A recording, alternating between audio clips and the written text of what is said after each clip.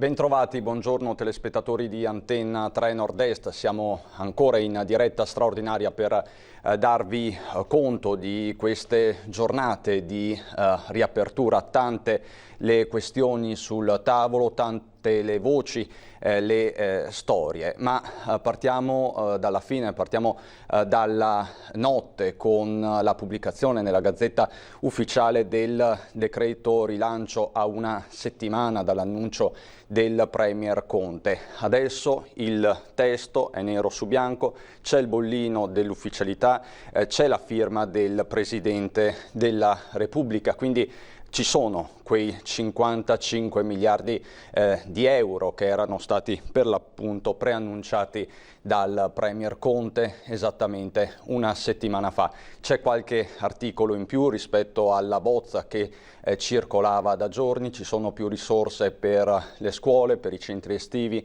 per le scuole paritarie.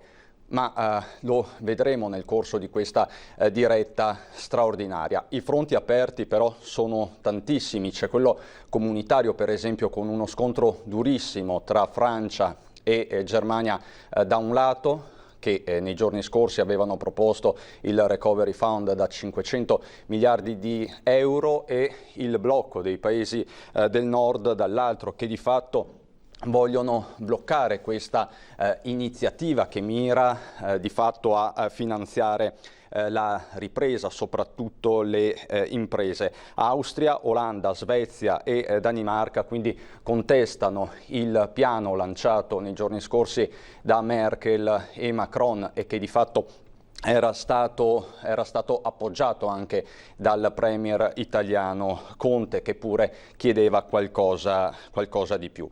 C'è poi tutta la partita che si sta giocando in questi minuti, una partita tesissima al Senato della Repubblica, con il governo che è alla prova del 9, alla prova dell'aula di Palazzo Madama, dove si sta discutendo le mozioni di sfiducia nei confronti del Ministro della Giustizia Bonafede. Renzi, che fa parte della maggioranza, ha ammesso che il momento è difficile. Il clima è tesissimo, ci raccontano fonti interne, ma lo si vede dalle cronache del palazzo. In fiamma poi la polemica a livello amministrativo, a livello locale, sugli assembramenti che si sono visti lunedì un po' in tutto il Veneto, con i sindaci che hanno subito messo in allerta i cittadini da Padova a Treviso. E sugli assembramenti, perché gli assembramenti riguardano un po' tutti, è tornata questa mattina dall'aula del Senato anche la Presidente del Senato Casellati, la padovana Casellati, che ha riguardito i senatori sul fatto di mantenere le distanze di sicurezza. La concitazione di questi momenti in aula di certo non aiuta. Partirei proprio da queste prime battute della Presidente Casellati. Allora, prima di dare la parola al senatore Pellegrini, adesso io voglio dire che non mi va di ricordare continuamente all'Aula che non si possono creare assembramenti. Allora, mi corre l'obbligo di ricordare che non siamo un buon esempio per tutti i cittadini in questo momento, perché solo dal rispetto delle regole di sicurezza sanitaria si penderà l'apertura di tutte le attività produttive e quindi la ripresa economica. Quindi credo che questo non sia poca cosa. Quindi non fate in modo che io debba richiamare, perché spesso vedo lì assembramenti, persone che parlano vicine a me. Io non vi richiamo più, però non siamo un buon esempio. Allora, senatore Marco Pellegrini, prego, per 5 minuti. Questo lo sfogo del Presidente Casellati in apertura dei lavori al Senato, dove si sta discutendo il futuro di Bonafede e di fatto anche il futuro del governo, con PD e Movimento 5 Stelle che avvertono Italia Viva, gli ultimatum si susseguono, se voterà la mozione si aprirà la crisi. Emma Bonino, promotrice di una mozione in particolare, ha detto addirittura nel suo intervento è il ministro del sospetto. Giorgia Meloni da Fratelli d'Italia dice voteremo la mozione Bonino ma alla seconda chiama. Insomma, la situazione, come vedete, è molto calda e questo in un momento che per il Paese è a dir poco drammatico sul fronte soprattutto del lavoro, dell'occupazione e dell'economia. Per fare il punto proprio di questo siamo collegati con l'assessore regionale al lavoro e all'istruzione Elena Donazzan. Buongiorno Assessore. Buongiorno a voi e ai vostri ascoltatori e telespettatori. Allora, Assessore, come commentiamo queste notizie che arrivano da Roma? Lei che sentore ha? Non so come sarà l'esito della votazione. Io mi sarei aspettata che quel ministro desse le dimissioni, ma non perché io non ho ovviamente nessuna stima per questo governo, l'operato che sta portando avanti.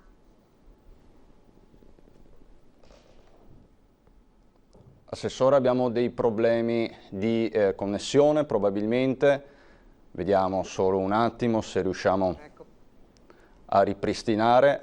A riconnetterci. Ecco, sì, adesso la sento, vediamo se per caso... Oggi con qualche problemino di connessione. Ecco, adesso la rivediamo.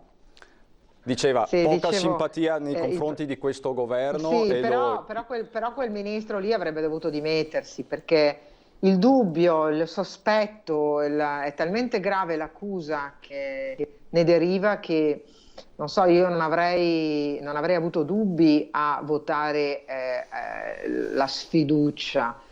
E questo governo che lo protegge con il 5 Stelle in testa, che ha sempre detto che alla prima avvisaglia di problemi anche così gravi, perché un grande magistrato amato, rispettato, ha lanciato una rida di ipotesi che sono una più inquietante dell'altra, nel caso Bonafede, carceri, scarcerazione dei boss, rivolta nelle carceri, un governo che è ostaggio della rivolta delle carceri, mette a dura prova la vita della polizia penitenziaria lì dentro. Ieri a Padova si è suicidato un agente di polizia penitenziaria, guardate, il lavoro più difficile del mondo, sei carcerato senza aver fatto nulla di male, hai a che fare solo con brutta gente, perché non è che ci finisci in carcere così, no? A cuor leggero. E il fatto che ci siano state delle rivolte costruite, perché è dimostrato che non si sia trattato di qualche cosa di spontaneo o derivante da problemi nelle carceri, ma che induceva alla pressione verso il governo. Il governo che cosa ha fatto? Ha ceduto. Questo è quello che si intravede nelle valutazioni di Matteo, quindi del giudice.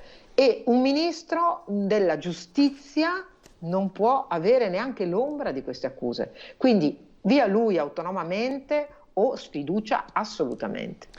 Assessore, è stato bollinato ieri sera, poi è stato pubblicato nella nota in Gazzetta Ufficiale il decreto rilancio con delle modifiche che riguardano migliorative, che riguardano tra l'altro uno degli aspetti che lei solitamente monitora come assessore, scuole paritarie, centri estivi e comunque tutto l'universo mondo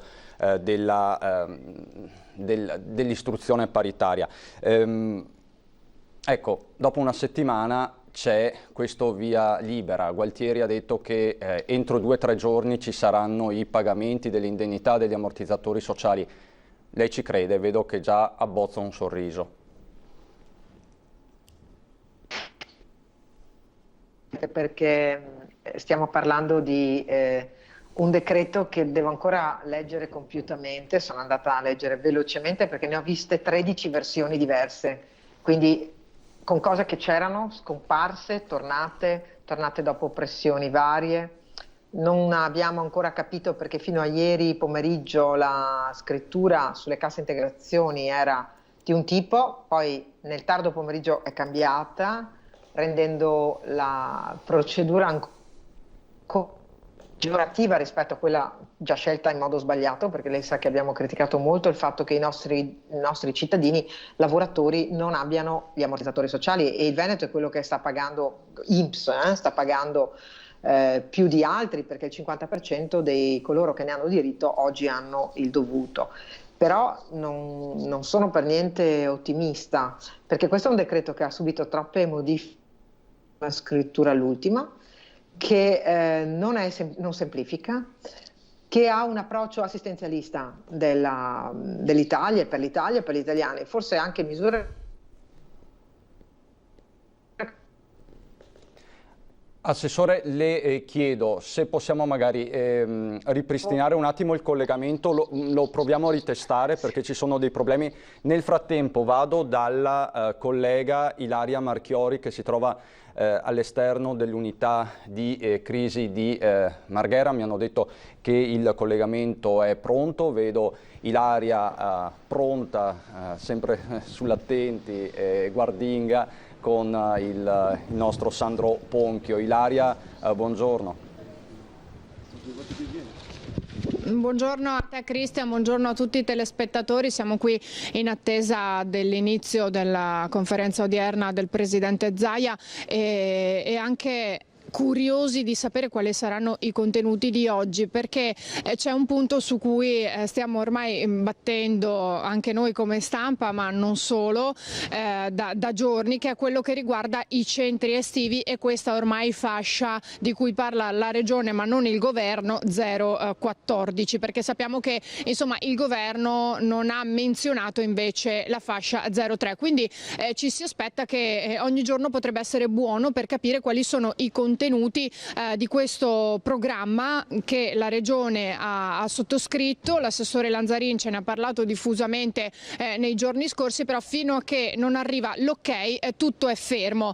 Si parlava di una riapertura prima del 15 giugno che potrebbe essere quella del 25 maggio e dunque siamo qui proprio in attesa di capire se questa potrebbe essere la giornata per avere questa notizia. Perché te lo dico, Cristian? Perché questo è un nodo caldo che sta creando, oltre a quello dei trasporti, molte polemiche proprio anche nel veneziano e soprattutto molte reazioni da più parti politiche, perché si aspettano delle risposte. Una partita comunque quella dei minori che sono tuttora a casa con la ripresa di tutte le attività economiche, quindi del lavoro, e con le famiglie che a casa in questo momento dunque non ci sono più e che si devono attrezzare in qualche modo. C'è chi può avere la fortuna di avere i nonni ma non è una cosa così comune, chi si deve attrezzare con babysitter e chi appunto vuole risposte per quanto riguarda i centri estivi e anche i nidi privati. E qui tocchiamo un altro fronte, che è quello della gestione dei nidi privati, perché abbiamo molte categorie,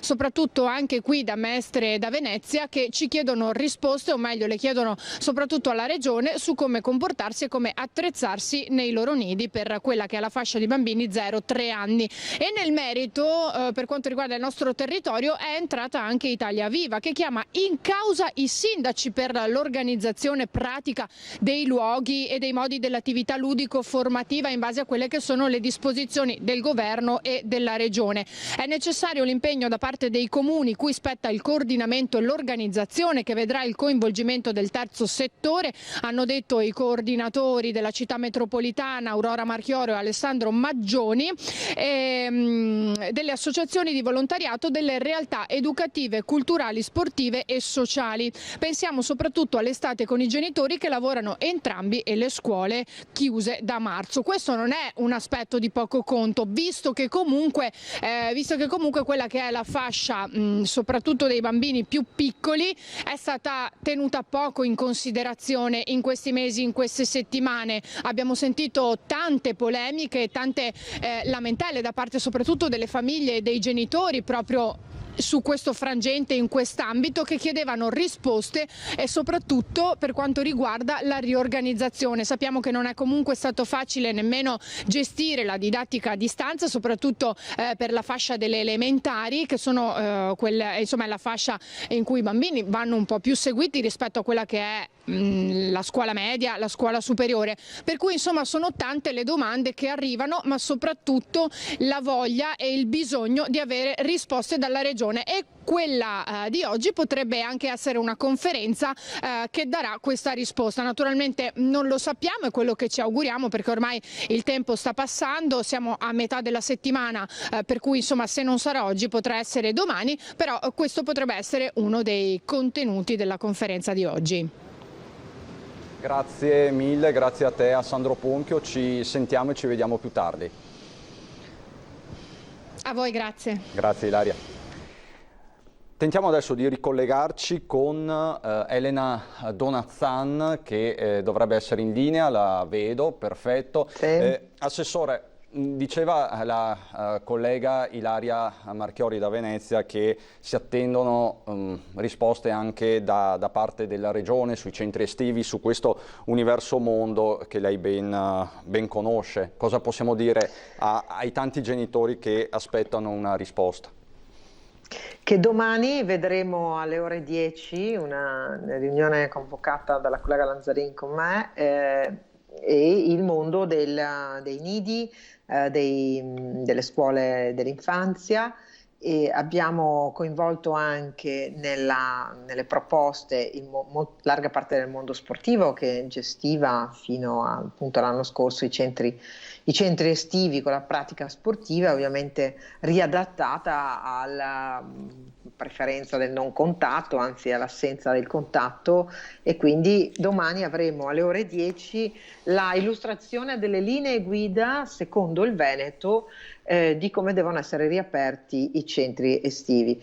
C'è tanta attesa per quanto riguarda questo nostro incontro, perché l'attesa è certamente delle famiglie, come avete detto bene voi, ma è anche delle altre regioni italiane, che oramai guardano al Veneto con grande fiducia, aspettativa e anche con grande rispetto per le decisioni tecniche che noi stiamo prendendo. Quindi domani sappiate che sarà una giornata importante, perché appunto alle 10 di domani mattina noi presenteremo queste nostre linee guida alle parti, vedere se appunto ci sarà l'approvazione. Noi sotto l'aspetto sanitario le abbiamo predisposte perfettamente, come tutte le altre schede su tutti gli altri settori, e ci auguriamo quindi domani di darvi una buona notizia non solo a voi ma alle famiglie venete.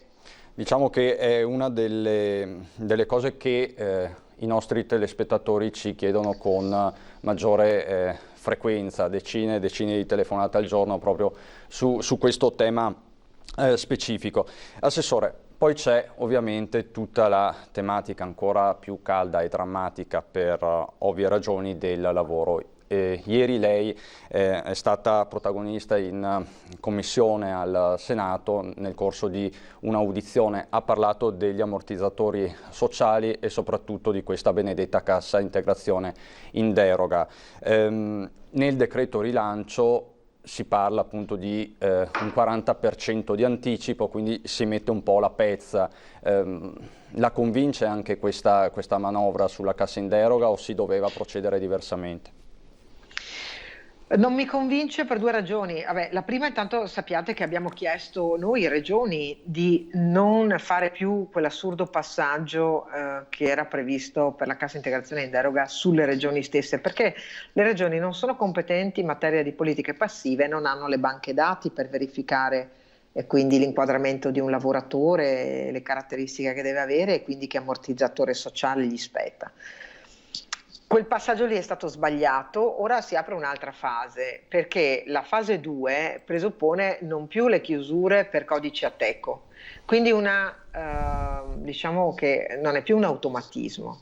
Gli ammortizzatori sociali tornano ad essere quelli tradizionali, ma l'errore che sta facendo il governo è che anche questa anticipazione dà solo l'idea che non ci siano i soldi.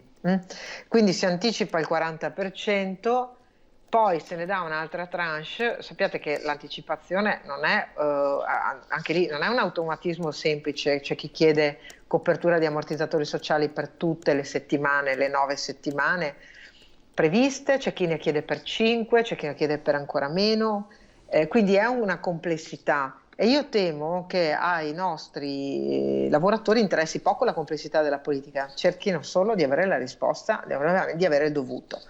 Allora, io monitorerò con attenzione quello che accadrà, perché al di là del fatto che la Regione abbia deciso, insieme alle altre regioni italiane, di non essere coinvolta nella fase delle procedure, ma noi saremo molto, molto attenti a come proseguirà questa semplificazione che non ci pare tanto tale. Questo quindi sul fronte degli ammortizzatori sociali, Assessore, e dell'emergenza Covid più in generale. Ci sono poi i dati drammatici che ieri Assindustria Veneto Centro ha diffuso, c'è un crollo della produzione, insomma la situazione è difficile. Lei stessa in questi giorni sta ricordando al governo e non solo che probabilmente il peggio dal punto di vista occupazionale deve ancora venire. Lei, so, è molto preoccupata per l'autunno in particolare. Sono estremamente preoccupata per l'autunno, perché noi avremo già circa 100.000 lavoratori solo del turismo che non avranno il contratto di lavoro. Vedremo quanti posti di lavoro saranno cancellati, quante aziende non reggeranno. In queste ore l'attenzione da parte mia è quella di capire quanti, anche dei settori del commercio, del piccolo commercio al dettaglio e della ristorazione, dei bar, non riaprirà, perché anche se hanno avuto la possibilità di aprire hanno ritenuto di non farcela. Dovremo fare i conti con posti di lavoro cancellati e con tante persone disoccupate. E sarà un autunno difficile, anche quest'estate rispetto al turismo, però l'autunno segnerà un cambio legato proprio a una ristrutturazione del nostro sistema produttivo. Con ristrutturazione intendo dire che molte aziende contrarranno la loro forza lavoro. Avevano 10 dipendenti, potrebbero averne 5, 6. Chi ne aveva 100 potrebbe decidere di non farcela più per i 100, perché i volumi che hanno oggi tra i propri ordinativi e la propria capacità di produzione è sovradimensionata. Il dato di Veneto Centro di ieri di Confindustria me lo aspettavo così come lo hanno fornito, cioè grave. E noi abbiamo oggi la necessità di aiutarle le imprese, perché non è sufficiente quello che è stato fatto fino ad ora. Prova ne sia Arboit che solo meno dell'1% ha fatto richiesta al medio credito centrale, meno dell'1% di coloro che avrebbero potuto fare accesso al medio credito centrale per chiedere prestito e garanzie in questo caso, non l'hanno fatto. Cosa vuol dire? Vuol dire che non ce la fanno, vuol dire che è troppo lunga, è troppo pesante la burocrazia che viene predisposta, le banche non stanno dando gli aiuti previsti perché sono troppi i paletti, quelli tradizionalmente che una banca ha, perché altrimenti risponde di insolvenza, perché le regole del controllo del credito oggi sono molto stringenti, e dall'altra perché i paletti che sono stati messi nel primo decreto, ora vediamo nel decreto rilancio se sono stati superati, ma per esempio prevedevano che le aziende in sofferenza non potessero fare richiesta. Aziende in sofferenza o aziende con delle pendenze, non so, nei confronti dell'Agenzia delle Entrate o di qualsiasi altro dovuto nei confronti dello Stato e della cosa pubblica. Lei capisce che questo vuol dire escludere larga parte delle nostre imprese. Certo, e ecco, prima non ho detto, ho dato per scontato, ma non dovevo i dati, Assindustria Veneto Centro parla di un calo del fatturato su trimestre, su base trimestrale, del 6,3%, ma quello che è davvero drammatico è il picco negativo nelle piccole imprese fino a 20 addetti, parliamo di un meno 17,3%. Percentuali così non si sono mai viste, nemmeno con la crisi finanziaria del 2008. Venendo a casi specifici, Assessore, lei fra pochi minuti, infatti fra poco ci saluteremo, la lascerò ovviamente libera, avrà un tavolo molto molto delicato con la Trevi Sigma. l'azienda che venerdì è andata praticamente in fiamme, ha visto esplodere un impianto a Porto Marghera. I lavoratori, la FEMCA CISL in particolare, sono molto preoccupati perché non c'è solo tutto il capitolo della sicurezza di cui abbiamo parlato tanto in questi giorni, con le denunce che erano state fatte in varie sedi istituzionali, ma c'è proprio il futuro di questi operai in ballo, che se non sbaglio sono circa una quarantina di interni, poi ci sono tutte le cooperative esterne, è così? È così, e proprio come annunciava lei, alle 12 abbiamo questo incontro con l'azienda e con i lavoratori e il sindacato, perché la preoccupazione è diversa, è plurima. Una è legata proprio alla sopravvivenza per questi nostri lavoratori, perché da oggi non hanno più un lavoro e dobbiamo trovare la modalità per sostenerli, accompagnarli, prevedendo anche un ammortizzatore sociale giusto per loro, perché non è Covid quella causale. La seconda è il futuro di quella realtà, che intenzioni avrà l'azienda di rimettersi in piedi, di non farlo, questo non lo so dire, però è chiaro che diventa anche un problema legato al territorio, perché Porto Marghera, prima di questo disastro di pandemia mondiale, però stava trovando una nuova rinascita molto significativa. Per tante ragioni è una delle zone più attrattive in termini di possibilità, con il proprio porto, con gli investimenti fatti nella area di crisi complessa di Porto Marghera, quindi investimenti importanti anche da parte del governo e nostri, per rilanciare una realtà industriale che è tra le più importanti del Sud Europa.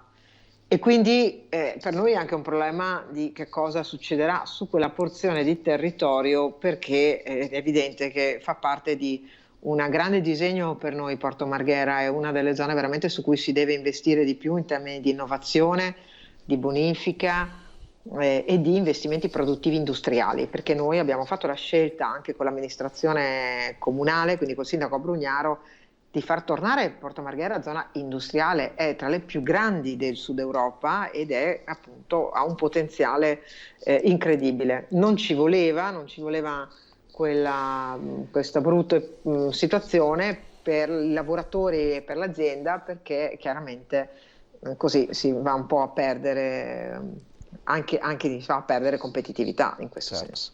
E non ci voleva questo Covid per nessuno in Veneto, nessuno in generale, nessuna area industriale. Un'altra area industriale che però è in sofferenza, in forte sofferenza, e andiamo in provincia di Belluno, in Valbelluna, è quella di Borgo Valbelluna, ACC da una parte e Ideal Standard dall'altro. Sono due vertenze che lei sta seguendo da 10 anni ormai, forse qualcosa di più per da certi versi. Anni, sì, ecco, sì, quindi, da sempre direi.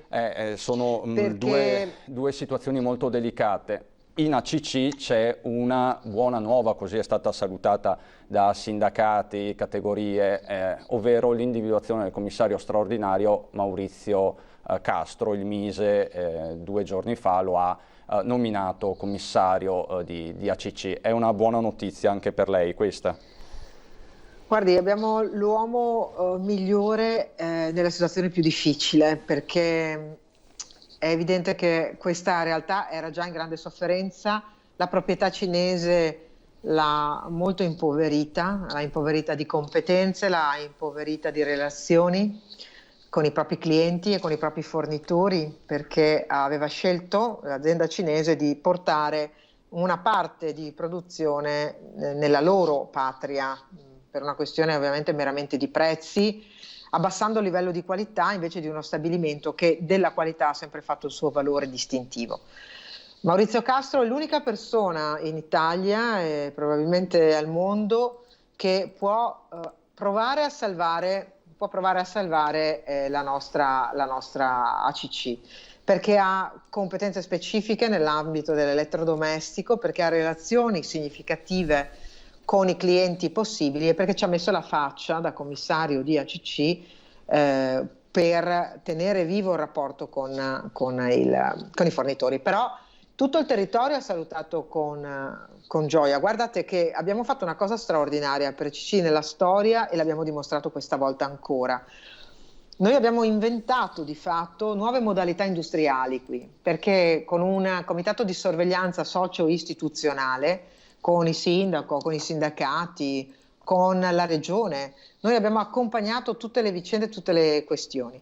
Con il Ministero che quindi ha risposto a noi. Voi sapete che la forza del Veneto è di avere anche un'unità di crisi che di fatto lavora alle crisi sul territorio con grande autorevolezza. Noi portiamo un prodotto finito al Ministero e diventa più difficile per il Ministero discostarsi da quello che noi abbiamo prodotto. Ecco che anche nella vicenda difficile e drammatica di ACC con la proprietà cinese, la presenza costante dell'unità di crisi della regione, del comitato socio-istituzionale ha rafforzato e ci ha portato a questa soluzione.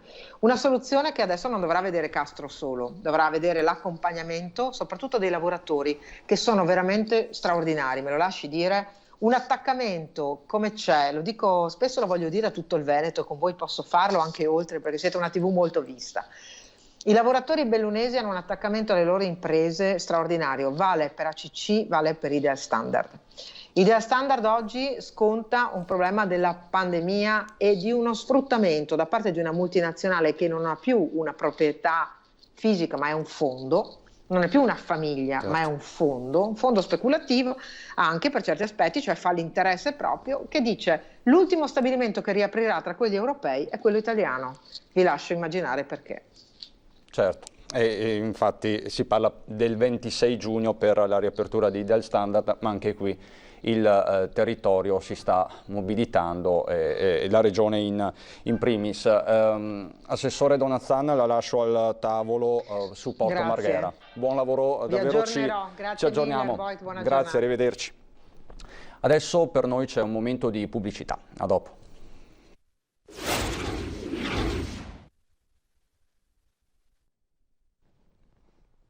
Di nuovo insieme, di nuovo in diretta per darvi conto di un'altra giornata molto intensa sul fronte dell'emergenza Covid, ma non solo. Stiamo seguendo il dibattito che si sta svolgendo al Senato della Repubblica, dove è in corso la discussione sulla mozione di sfiducia nei confronti del ministro Bonafede. In questo momento sta parlando Unterberger, senatrice del gruppo SVP per le autonomie. Clima tesissimo. Prima abbiamo sentito anche la Presidente del Senato, la padovana Casellati, richiamare i colleghi senatori perché mantengano le distanze di sicurezza. Nella concitazione di questa discussione si sta perdendo un po' il senso delle misure nel vero senso della parola. La situazione quindi è assolutamente tesa, con PD e 5 Stelle che stanno continuando a lanciare degli ultimatum agli alleati di Italia Viva, quindi a Renzi, perché si vada a scongiurare il rischio di una crisi di governo nel bel mezzo di un'emergenza che insomma stiamo conoscendo tutti e stiamo vivendo sulla nostra pelle. Tutti stanno vivendo sulla loro pelle, chi più chi meno, questa pandemia. Tra i settori più colpiti c'è quello agricolo. Da un certo punto di vista si tratta di un settore che non ha mai chiuso i battenti, è sempre andato avanti, ma a quale prezzo e con quali condizioni ce lo racconta il direttore della CIA, della Confederazione Italiana Agricoltori, Maurizio Antonini, direttore della CIA di Padova. Buongiorno direttore. Buongiorno a lei e buongiorno ai nostri telespettatori. Ecco, dicevo, un comparto, quello dell'agricoltura, che non si è mai fermato, ma chiedo a lei qual è la fotografia, qual è lo stato dell'arte del settore primario in Veneto? Beh, innanzitutto dobbiamo dare il quadro del settore primario, il quadro di 65.000 aziende per un valore complessivo di circa 6 miliardi di euro, quello è la produzione interna lorda e quindi la redditività delle nostre aziende. Oggi su questo comparto registriamo un calo che varia dal 10 al 15% e quindi dai 6 ai 700 milioni di euro. Ogni comparto oggi è stato interessato dalla crisi del coronavirus e quindi dalla crisi di mercato, sia per quanto riguarda l'attività turistica e quindi anche gli agriturismi, le fattorie didattiche, ma soprattutto anche tutti i settori del comparto agricolo e quindi gli orticoli, il florovivaismo, il lattiero caseario, il settore della carne, il settore cunicolo, il settore vitivinicolo e il settore suinicolo. Ogni comparto ha avuto le sue difficoltà, ogni comparto oggi ha le proprie difficoltà nel piazzare il proprio prodotto di qualità e di genuinità in maniera corretta e anche in maniera seria, ma purtroppo registriamo sempre più una riduzione del prezzo alla vendita e quindi in questo comparto grosse difficoltà del settore agricolo. Ecco, perché i canali di vendita sono molteplici. C'è ovviamente la grande distribuzione, il negozio di alimentari che non hanno mai chiuso i battenti, c'è poi tutto il canale di vendita che è rappresentato dagli hotel, dai ristoranti, dai bar e che va a intercettare una fascia di prodotto medio-alta. Sì, guardi, qui bisogna fare anche chiarezza su questo settore che lei ha detto e ha descritto in maniera corretta, si chiama appunto settore Horeca, che è hotel, ristorante, catering, che poi ritorno. Però io volevo sottolineare un'altra grossa difficoltà che ha oggi il comparto agricolo. Non si capisce oggi come mai nella grande distribuzione si registrano valori di vendita a 2 cifre, dal 15 al 20% in più, quando invece vediamo che il prezzo alla vendita dei nostri prodotti abbiamo prezzi di riduzione e quindi in questo contrasto, in questo contesto vi è sicuramente delle situazioni di grande difficoltà. Basti solo pensare che se io vado a comprare un chilo di suino, una parte pregiata del suino, lo spendo dai 15 ai 20 euro. Oggi le aziende agricole per quanto riguarda i propri suini prendono 1,10 euro al chilo e quindi si può ben capire le grosse difficoltà che oggi noi abbiamo anche nella vendita della grande distribuzione. Se poi noi ci mettiamo anche tutto il settore dell'Horeca, quindi hotel, ristoranti e catering, in cui le aziende agricole, l'agroalimentare piazza i prodotti più pregiati, quindi il formaggio più pregiato, il prosciutto più pregiato e anche gli alimenti e i prodotti più pregiati, quindi anche sulla questione del vitivinicolo, lei può ben capire in questi 2 mesi, 3 mesi di chiusura dei ristoranti e di tutta questa parte di distribuzione, la chiusura totale in Italia e anche all'estero, le difficoltà oggi dell'agricoltura, ma soprattutto anche nella valorizzazione dei prodotti, anche quelli più pregiati, in riferimento appunto alla chiusura del canale distributivo di Horeca. Direttore, lei ha detto una cosa molto importante e pesante per quanto concerne il canale di vendita della grande distribuzione. Significa che qualcuno sta facendo il furbo, perché se i prodotti finali al consumatore costano di più e l'agricoltore prende sempre di meno, c'è qualcosa che non va e qualcosa che non è stato monitorato.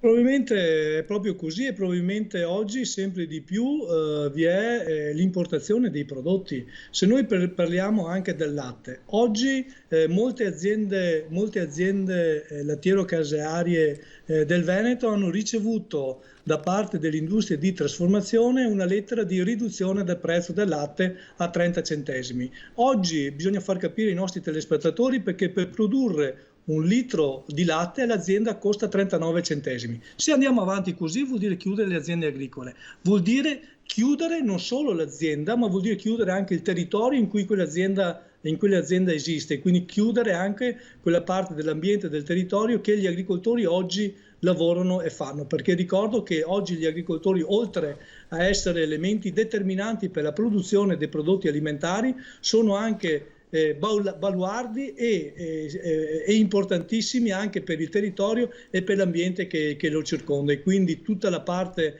del paesaggio agricolo è frutto anche della grande attività dei nostri agricoltori che oggi stanno facendo, e quando si chiude un'azienda agricola vuol dire chiudere anche parte di questo. E quindi, ritornando alla sua domanda, sì, certo, oggi probabilmente all'interno della filiera c'è qualcuno che fa il furbo, però anche oggi noi dobbiamo cercare sempre di più alla ricerca di prodotti italiani, e quindi nel momento in cui andiamo all'acquisto dei nostri prodotti sia nei supermercati, nella grande distribuzione, ma anche nelle nostre botteghe, dobbiamo sempre andare alla ricerca di prodotti italiani, perché facendo così vuol dire dare reddito alle aziende agricole che non svolgono solo una funzione di produzione, ma anche di lavoro sul territorio e dell'ambiente che lo circondano. Quindi oggi più che mai bisogna consumare italiano, perché a voi è stato chiesto in questi mesi un sacrificio enorme, quello di continuare la produzione in condizioni assolutamente non facili, però allo stesso tempo, dicevamo, questi furbi hanno continuato a importare prodotti dall'estero, fondamentalmente questo è uno dei nodi. Assolutamente sì, e questo è uno dei nodi che anche la Regione Veneto ha fatto bene con l'assessore Pan e anche con la propria struttura, andare alla ricerca appunto di quelle aziende di trasformazione che importano dall'estero, perché guardi, non è che noi ci scandalizziamo di questo. L'azienda di trasformazione può produrre il loro prodotto finale utilizzando sicuramente latte dall'estero, ma utilizzando anche prodotti dall'estero, però a questo punto che non ci vengono a dire poi che vogliono anche i contributi, perché poi a quel punto allora sì diventiamo cattivi noi come agricoltori, perché allora se si vuole dare i contributi alle aziende di trasformazione, intanto diamo i contributi a quelle aziende di trasformazione che utilizzano e trasformano il 100% del loro prodotto italiano. Certo, ma se lei potesse, anzi può perché siamo anche nella sede giusta, rivolgersi ai consumatori, cosa direbbe loro e a che cosa devono fare attenzione? Perché non è sempre facile e immediato capire se un prodotto è italiano. Cosa deve fare un consumatore per mangiare italiano, per mangiare veneto? Guardi, la prima cosa è di capire l'origine del prodotto in cui io vado a prendere, quindi l'etichettatura è un elemento determinante. Io devo sempre capire da dove viene il prodotto, da chi è stato confezionato e da chi è stato venduto questo prodotto. L'etichettatura è un elemento determinante, quindi i nostri consumatori devono vedere in maniera molto attenta nel momento in cui vanno all'acquisto del loro prodotto, verificare la provenienza dei loro prodotti. Però vede, in questa fase di coronavirus probabilmente fra qualche anno ci chiederemo anche cosa può aver portato anche di positivo.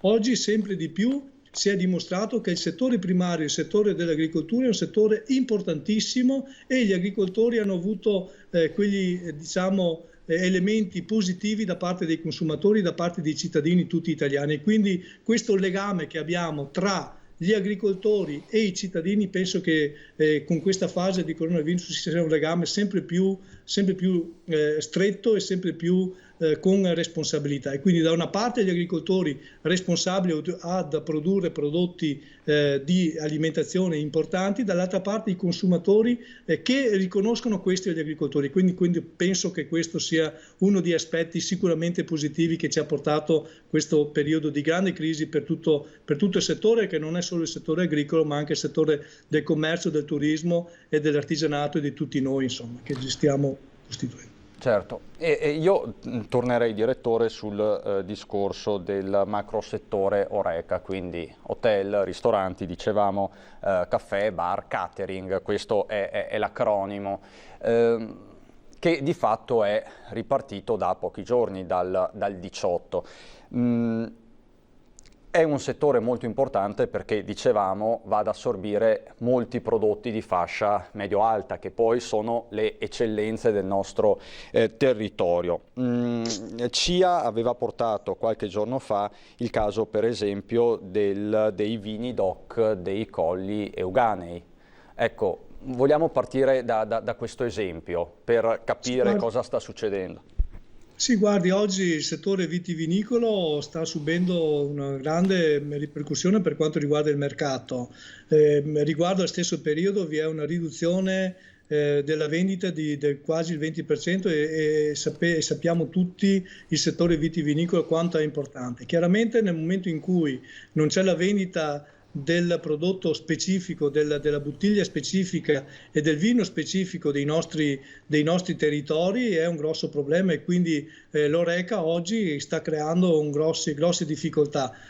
Complessivamente il settore agroalimentare è una partita a livello nazionale di 2,7 miliardi di euro per i nostri prodotti, e quindi lei può ben capire, i nostri telespettatori possono ben capire le difficoltà oggi che il settore agricolo ha nel piazzare i propri prodotti, nella vendita di propri prodotti di qualità, che è il prosciutto crudo, e quindi sono tutto l'allevamento dei maiali, ma soprattutto anche il vino di qualità, i formaggi di qualità, e quindi questo è uno dei problemi che oggi noi abbiamo e stiamo subendo, insieme anche con altri problemi di altri comparti, chiaramente. Quindi da questo punto di vista la ripartenza effettiva del turismo che si auspica dalle spiagge alle Dolomiti, passando per i Colli Euganei, Lago di Garda e quant'altro, è fondamentale anche per l'agroalimentare e soprattutto per un certo tipo di agroalimentare.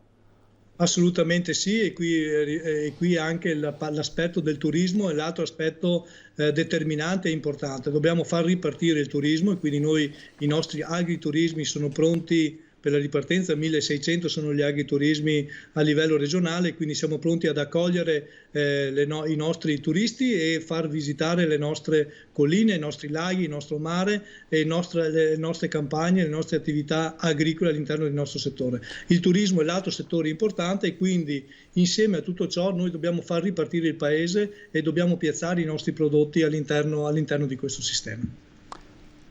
Piazzare prodotti Made in Italy e favorire il Made in Italy. Nel vostro position paper di CIA, della Confederazione Italiana dell'Agricoltura, c'è proprio questo: indirizzare sforzi, indirizzare risorse verso la promozione del Made in Italy a 360 gradi.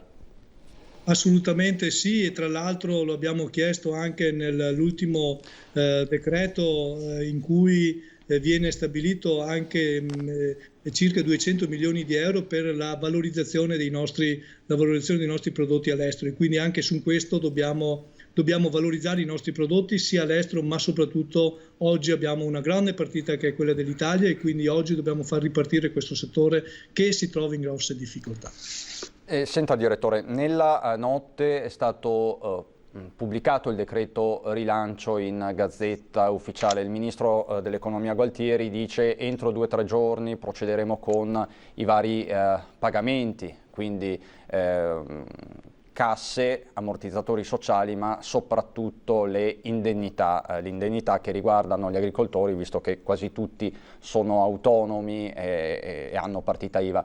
Com'è la situazione? Come avete vissuto questo particolare aspetto del sostegno pubblico e quali sono le vostre aspettative?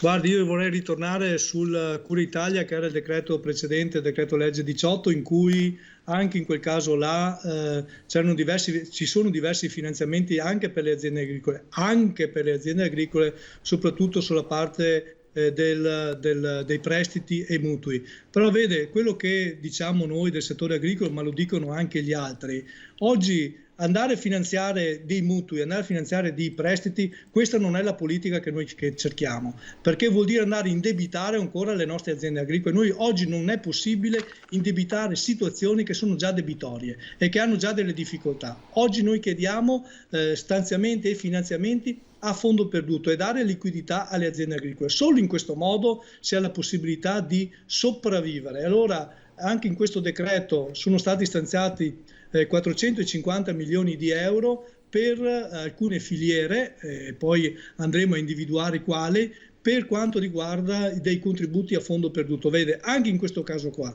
è importante però che in situazioni particolari e specifiche i contributi siano dati a livello regionale, perché se diamo dei contributi a livello nazionale, le situazioni del Veneto probabilmente è diversa dalla situazione della Puglia, probabilmente è diversa dalla situazione della Toscana, probabilmente è diversa dalla situazione di altre regioni, e quindi noi abbiamo chiesto con forza e anche determinazione che questi contributi siano dati sia a livello nazionale, ma poi siano calati a livello regionale, e quindi con piani specifici a livello regionale siano dati alle aziende agricole, perché chi meglio del territorio sa oggi le difficoltà che alcuni settori hanno più di altri, quindi abbiamo la possibilità e necessità di intervenire in maniera chirurgica su settori che oggi sono in difficoltà e quindi spostare i contributi dal livello nazionale all'autorizzazione e quindi alla valorizzazione a livello regionale penso che sia un elemento fondamentale, però che all'interno di questo decreto non risulta, e quindi noi ci auspichiamo che nelle discussioni parlamentari ci sia fatta questa modifica. Quindi che si arrivi, e questo è il vostro appello, di fatto il vostro messaggio, a una regionalizzazione del sostegno dei contributi. Assolutamente, assolutamente, perché chi meglio di noi sa oggi le difficoltà del settore agricolo nel Veneto. Non ci possono chiedere a Roma chi è oggi più in difficoltà, se sono i florovivaisti, se è il settore lattiero caseario, se è il settore del foraggio, se è il settore orticolo, se è altri settori. Quindi in base agli importi, in base alla capacità produttiva che il Veneto è in grado di dare, siano dati dei contributi, e i contributi sia proprio la Regione Veneto insieme con le organizzazioni agricole all'interno del tavolo verde a individuare quali sono i settori oggi in difficoltà. A proposito di decreto rilancio, si è parlato nei giorni scorsi, anzi nelle settimane scorse, di questa sanatoria per i lavoratori stagionali in agricoltura. È una necessità stringente per l'economia agricola veneta? Guardi, questo è uno degli strumenti. Probabilmente sarà uno strumento, però intanto bisogna capire quando la sanatoria sarà in vigore, perché in base al decreto legge, quindi deve essere passato in Parlamento, tanto è stato pubblicato questa notte, poi adesso deve passare in Parlamento, poi deve essere approvato e quindi probabilmente arriverà ai 3 mesi. Ma pensiamo che le mele o le pere o le fragole o altri settori aspettano i tempi del decreto? Beh, io penso proprio di no. Cioè noi oggi vi è la necessità di intervenire immediatamente all'interno del nostro settore agricolo con la manodopera e quindi la possibilità di utilizzare la manodopera. Noi abbiamo chiesto come CIA, anche qua con forza, insieme anche con le altre organizzazioni agricole, 2 elementi. Il primo, i voucher semplificati, quindi dare lo strumento agli agricoltori di uno strumento molto semplificato per la possibilità di manodopera del personale dei pensionati, ma anche dei studenti, ma anche dei disoccupati, e dall'altra i corridoi verdi. E quindi i corridoi verdi sono quei sistemi di possibilità di importazione di manodopera da parte dell'estero e quindi da parte, per quanto riguarda la Polonia, per quanto riguarda la Romania, che vengono a fare qui la quarantena, e quindi con la possibilità di utilizzare questi lavoratori che sono specializzati e che lavorano da tanti anni all'interno delle nostre aziende agricole, la possibilità del lavoro. E quindi lei può ben capire che la sanatoria è uno dei strumenti, probabilmente non so quando andrà in vigore tutto quanto questo. Oggi vi è necessità di avere la manodopera e noi abbiamo utilizzato, e noi chiediamo con impegno che ci sia la possibilità dell'utilizzo dei voucher semplificati e dei corridoi verdi per quanto riguarda l'utilizzo della manodopera. Direttore, le chiedo un ultimo flash. Sono ritornati gli italiani a lavorare nei campi vista l'emergenza? Sì, certo, noi abbiamo delle piattaforme, la CIA è una piattaforma propria, non solo la CIA ma anche le altre organizzazioni, ma anche la Regione Veneto insieme con Veneto Lavoro ha cercato di mettere insieme la domanda e l'offerta, e quindi la domanda da parte delle aziende agricole e l'offerta da parte delle persone, dei cittadini italiani. C'è stata una risposta. Vi è sicuramente una grande risposta da parte delle aziende agricole, ma soprattutto da parte dei cittadini italiani a ritornare all'attività agricola. Grazie direttore, davvero molto esaustivo. Grazie al direttore della CIA Maurizio Antonini, buon lavoro. Ci colleghiamo adesso con Marghera, con l'unità di crisi. È arrivato il governatore Zaia. Il suo pessimismo cosmico lo ha un po', come si può dire, l'ha un po' rivisto, dice il sabato è sempre meglio della domenica. So che qua con articoli come questi siamo già arrivati la domenica sera e questo è il problema. Quindi direi che i sondaggi lasciano il tempo che trovano. Ringrazio tutti quelli che, peraltro posso dire una soddisfazione, 91% al Presidente e 92% all'amministrazione, e questa è la più grande soddisfazione, la squadra. Ringrazio tutti i cittadini, tutti coloro che lavorano con me.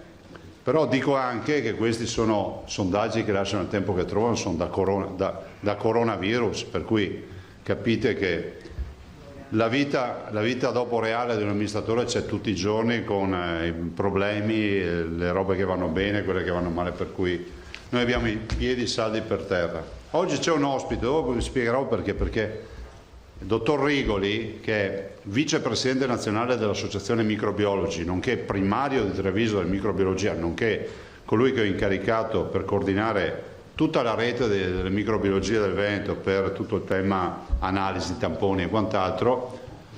Oggi è una sorpresina, molto grande quella sorpresa, secondo me d'apertura dei giornali domani nazionali. Fidatevi. Quando ve l'avrò detta, siccome noi l'abbiamo seguita giorno dopo giorno e l'abbiamo tenuta segreta, quando ve l'avrò detta dite, cavoli. Allora, vi do il bollettino però, intanto un saluto a tutti quelli che sono collegati. 536.000 tamponi, 7,98, che sono 12.000 in più rispetto a ieri, 12.216 esattamente più di ieri. Ovvio che questi sono i tamponi fatti, non processati, brava Alda, perché? Perché c'è il problema dei reagenti, dell'estrattore che si è rotto e delle macchine che da noi lavorano molto di più di quello che prevedevano quelli che le hanno progettate. Numero positivi, 19.030, sono 33. Vedete che abbiamo un 2-3 per 1000 di incidenza. Anzi meno, qua siamo l'1,5 per 1000, se volessimo fare proprio un parallelo. Dimessi sono 3.216 più 15.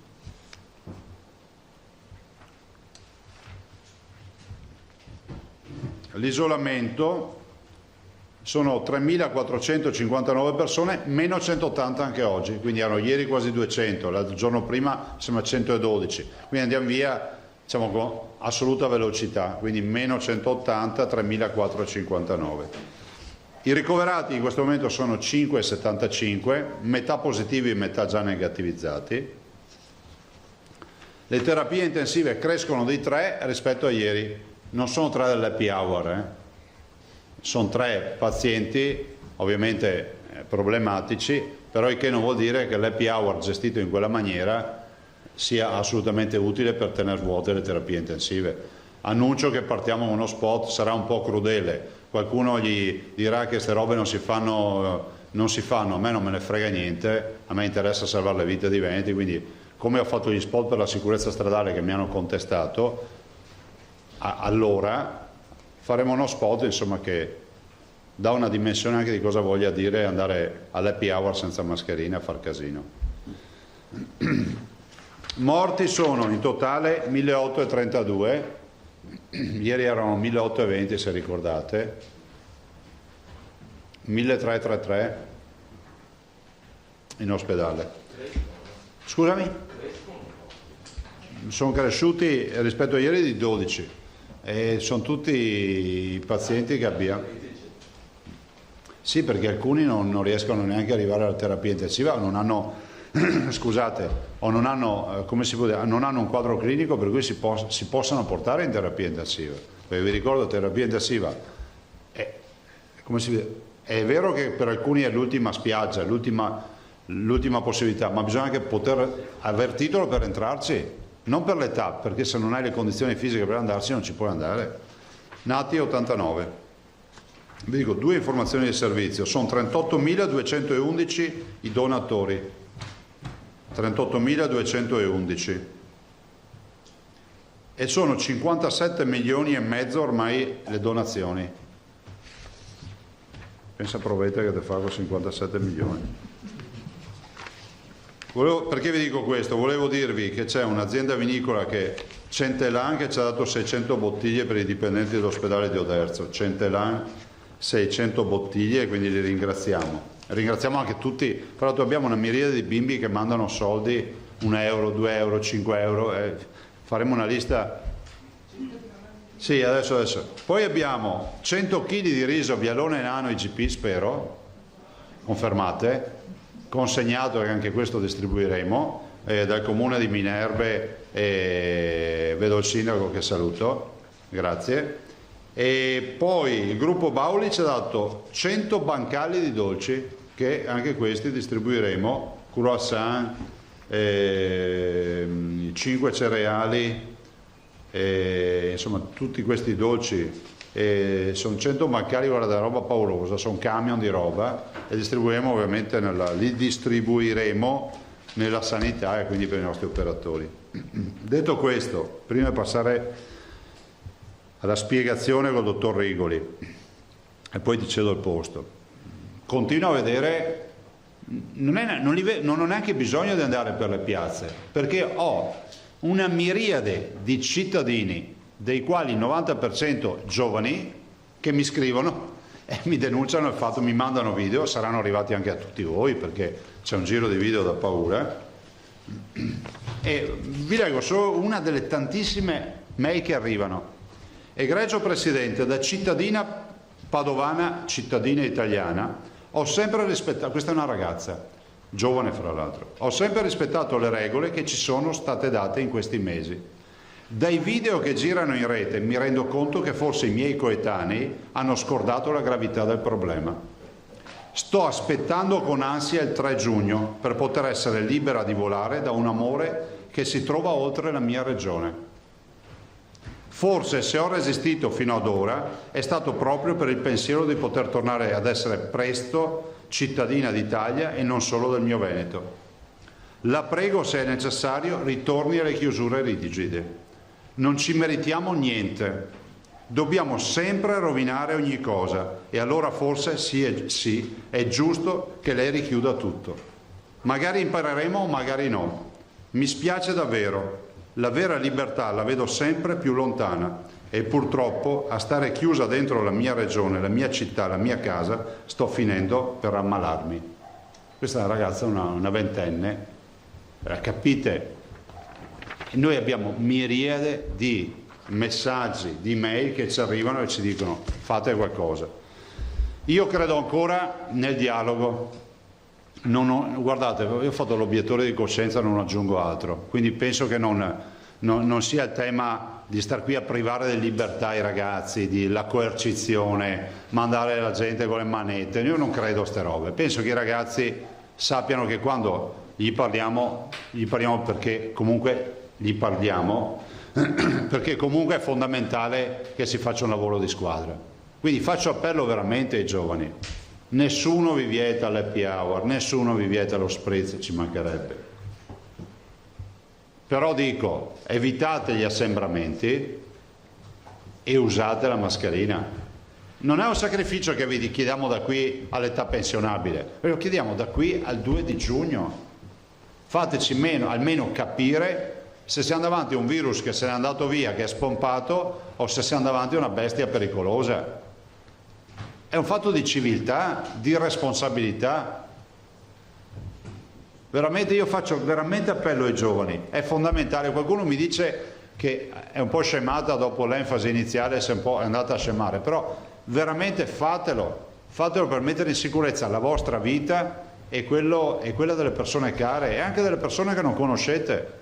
Volete avere magari sulla coscienza un bimbo immunodepresso che non può permettersi di prendere il coronavirus, che magari viene infettato da sto vortice, no? di contatti che non riusciamo neanche a ricostruire.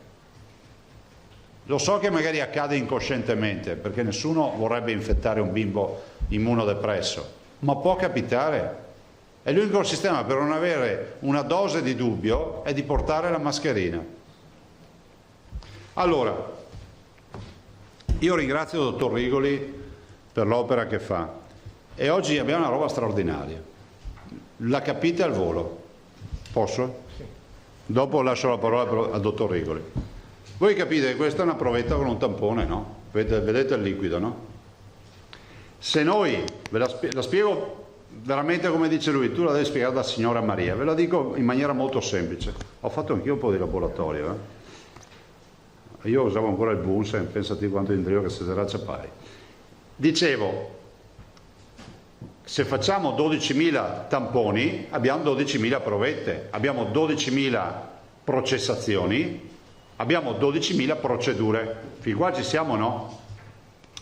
Però se noi prendiamo Questi 10 tamponi, invece di analizzarli uno ad uno, seguite il mio ragionamento, mettiamo un po' di liquido di ognuno in una provetta sola. Guarda che non sia difficile fin qua, però ti sei distratto? Boh. Se invece di fare 10 analisi singole, che ci costano 18 euro l'una peraltro, detta anche in soldoni, ma non è per i soldi, che è esattamente quello che si fa oggi, prendiamo un po' di virus, se c'è, o comunque un po' di quello che abbiamo prelevato da ogni provetta, e lo mettiamo tutto in una provetta e la mescoliamo. Dite, ma come facciamo? Facciamo l'analisi della provetta. Se la provetta ci dà una positività, torniamo da questa e ne facciamo una alla volta. Ma siccome l'incidenza oggi del contagio è sotto il 2 per 1000, vuol dire cosa? Vuol dire che qui ho un moltiplicatore per 10. Capite che questo è l'uovo di Colombo, non saranno contenti quelli che vendono macchine, analisi, ma il dottor Rigoli l'ha già sperimentato, ha mutuato una procedura che si fa già ad esempio nell'analisi del sangue, si chiama pool questo, no? Si mettono in pool tutte, se poi vedi una positività vai a cercartela, ovviamente c'è un sistema informatico per rintracciare le 10 provette. Capite che il moltiplicatore ci permette di dire che a questo punto risolviamo il fattore limitante della macchina, perché la macchina non ne fa 10 ma ne fa una. Ho tantissime possibilità che siano tutte negative e quindi ne ho fatte 10 in una. Passo la parola al dottor Rigoli. Tra l'altro ci sono pubblicazioni scientifiche, qualcuno non dica che ci siamo inventati queste robe, ne abbiamo parlato. Da quanto tempo è che ne parliamo? 15 giorni. 15 giorni, lui ha tenuto tutto riservato, però oggi ho detto è giusto che tu lo annunci perché comincia a girare la voce e non vorrei che qualcuno poi si accreditasse ai risultati che sono del dottor Rigoli, punto, e della squadra che ha lavorato con lui. Passo la parola.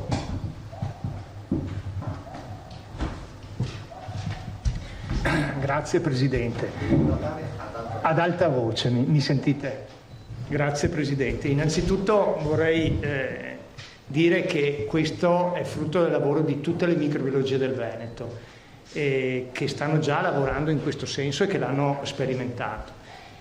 L'idea è venuta dal fatto che sono aumentati moltissimo i tamponi in microbiologia da quando abbiamo aperto gli ospedali, per cui voi sapete che dobbiamo testare tutti, dobbiamo testare il personale ogni 20 giorni, dobbiamo testare quelli diciamo dei reparti a rischio ogni 10 giorni, quindi i quantitativi sono stati molto elevati.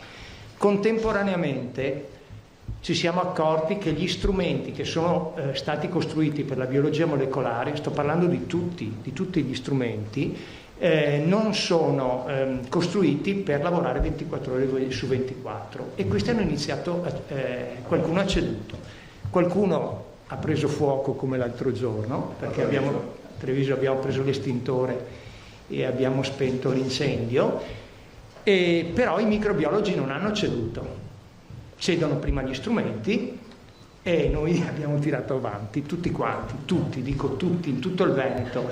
Veramente colgo l'occasione per dire che molti dei microbiologi sono 3 mesi che continuano a lavorare giorno e notte, tutti i giorni, sabato e domenica. Allora, su questo contesto c'è venuta questa idea che ha presentato benissimo il Presidente. Quello che aggiungo semplicemente è che su questa procedura noi cosa abbiamo testato? Abbiamo testato prima 2.000 pazienti, poi siamo arrivati a 4.000, adesso ne stiamo raggiungendo 5.000. Abbiamo fatto dei test, quindi abbiamo preso dei pool in cui abbiamo messo nella provetta un paziente a bassa carica con un solo gene. Voi sapete che noi amplifichiamo le sequenze, alcuni test utilizzano 3 sequenze, qualche paziente ne ha una sola, e abbiamo utilizzato questo per vedere se funzionava, e ha funzionato molto bene. Il secondo passaggio ovviamente che stiamo facendo, io sto parlando con voi, ma già a Treviso c'è il prototipo che stanno sperimentando in queste ore, che tutta questa procedura viene automatizzata, perché i codici a barre di queste provette vengono in automatico registrate e associate alla provetta pool, per cui il ritorno del risultato viene in automatico, per cui abbiamo tracciabilità e il controllo di tutto.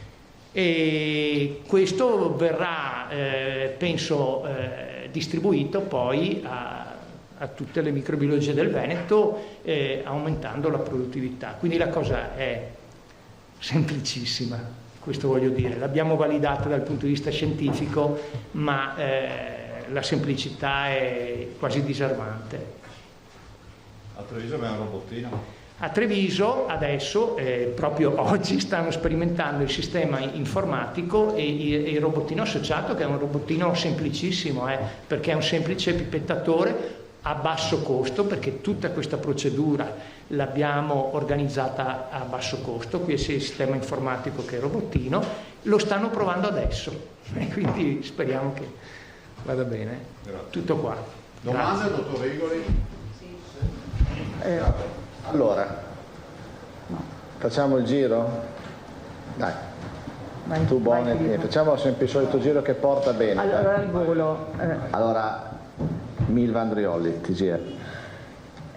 Immagino ci sia una questione di costi e poi chiederemo anche l'impatto, perché immagino che si velocizza e quindi si risparmia tempo, si risparmia sulle macchine, si risparmia il costo delle macchine, si risparmia il costo umano anche della lavorazione. O le è sfuggito al Presidente prima, è una cosa che è stata copiata, quindi mutuata già da procedimenti?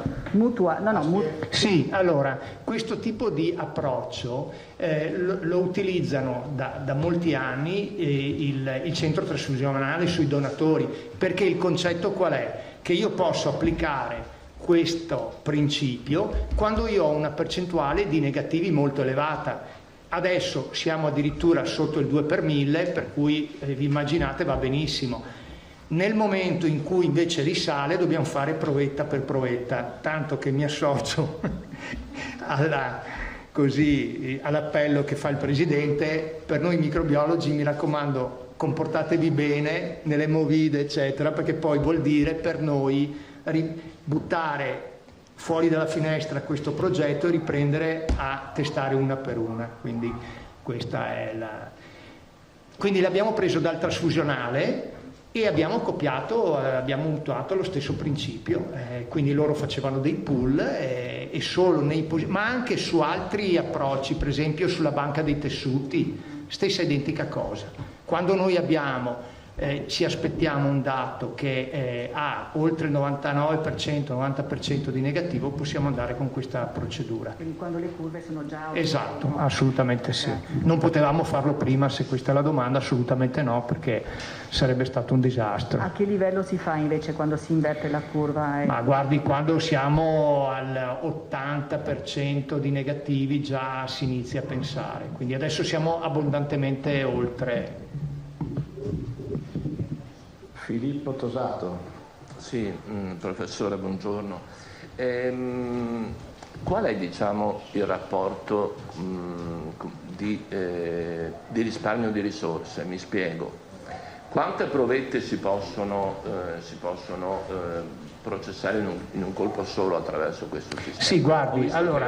Ha un kit, ma insomma... Sì, no, questo è un esempio che ho portato per spiegare, come dice lui, alla signora Maria. Diciamo, ecco. L'economia di scala massima. Allora, guardi, noi possiamo andare da pool di 5 a pool di 10, addirittura la letteratura internazionale porta dei lavori, qui io ho portato alcuni lavori, tanto per dirvi, è stato pubblicato qualche giorno fa sull'Lancet, che è una delle riviste più famose in medicina, uno studio che porta un esempio di pool addirittura da 30 pazienti. Il risparmio è enorme, perché se voi pensate che un test costa 18 euro, 18-20 euro, se noi facciamo un pool di 10 mi costa 1,8 euro.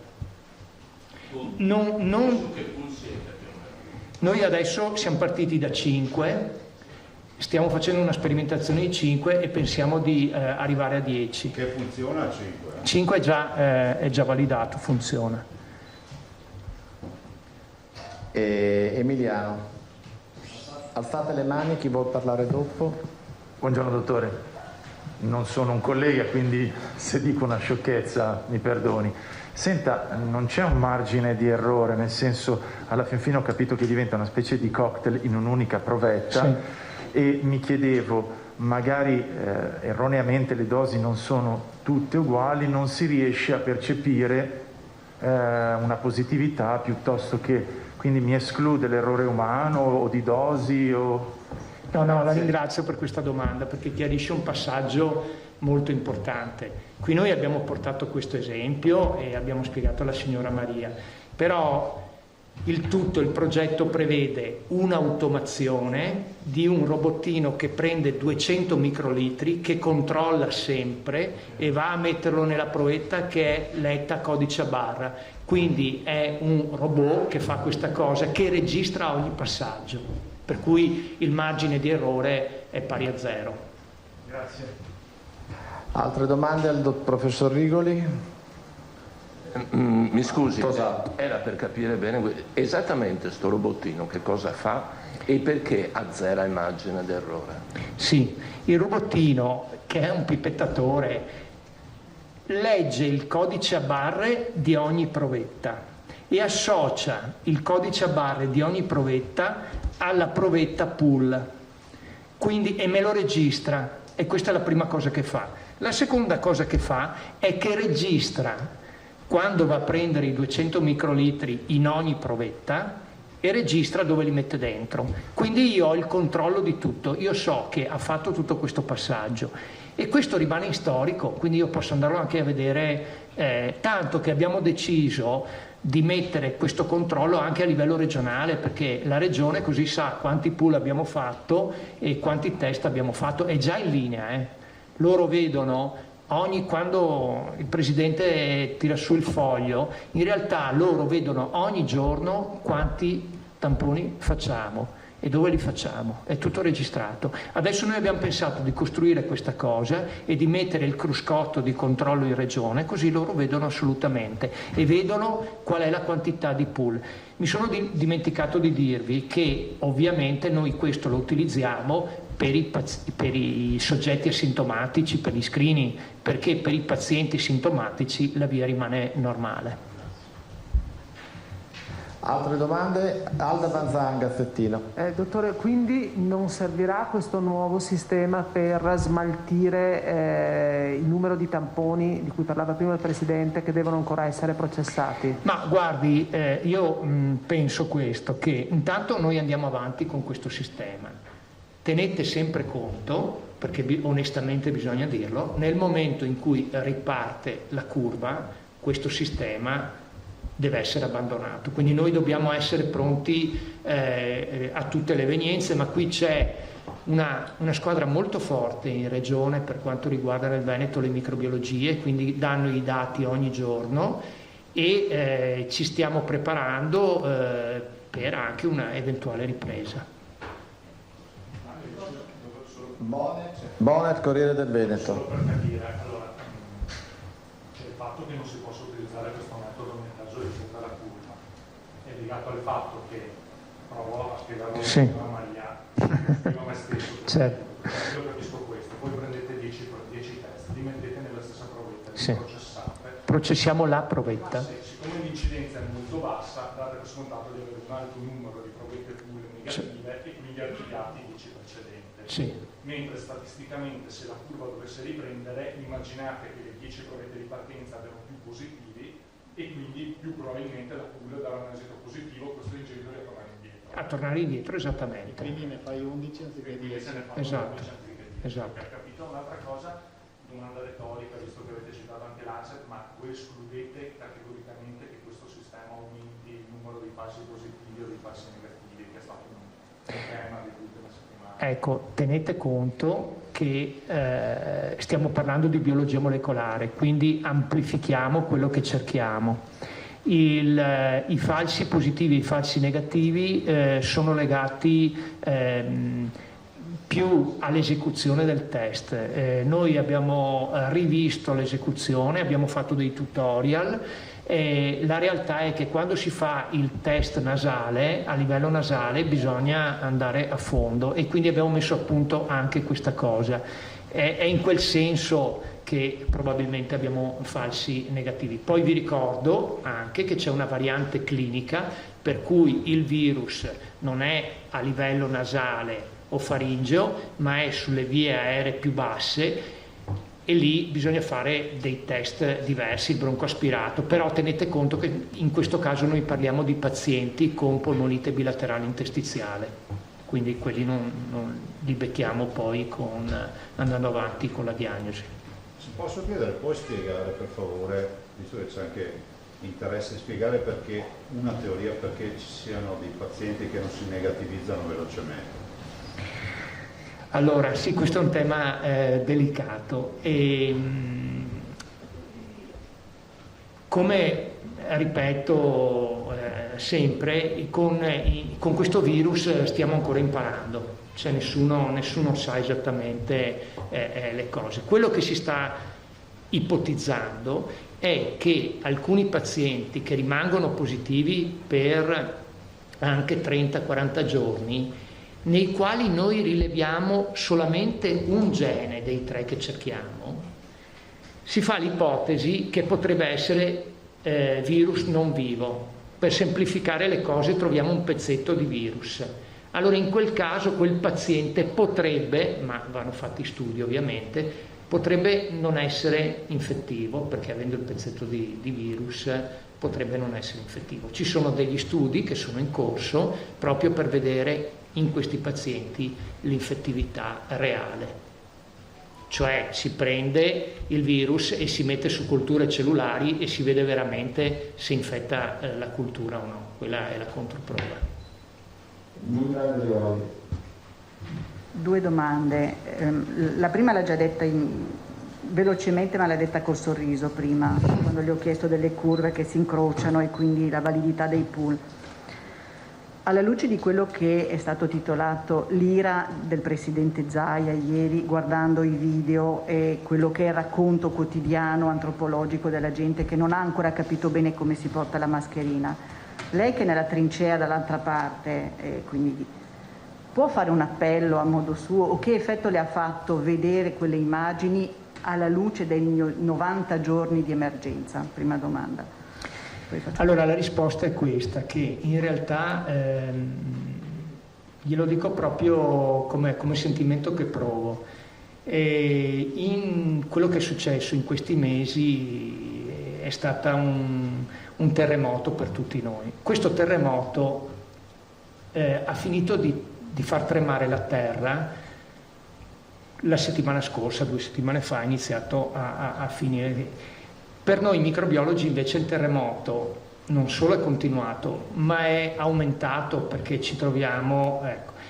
E quindi stiamo lavorando giorno e notte, credetemi, se abbiamo preso l'estintore per spegnere il fuoco di un...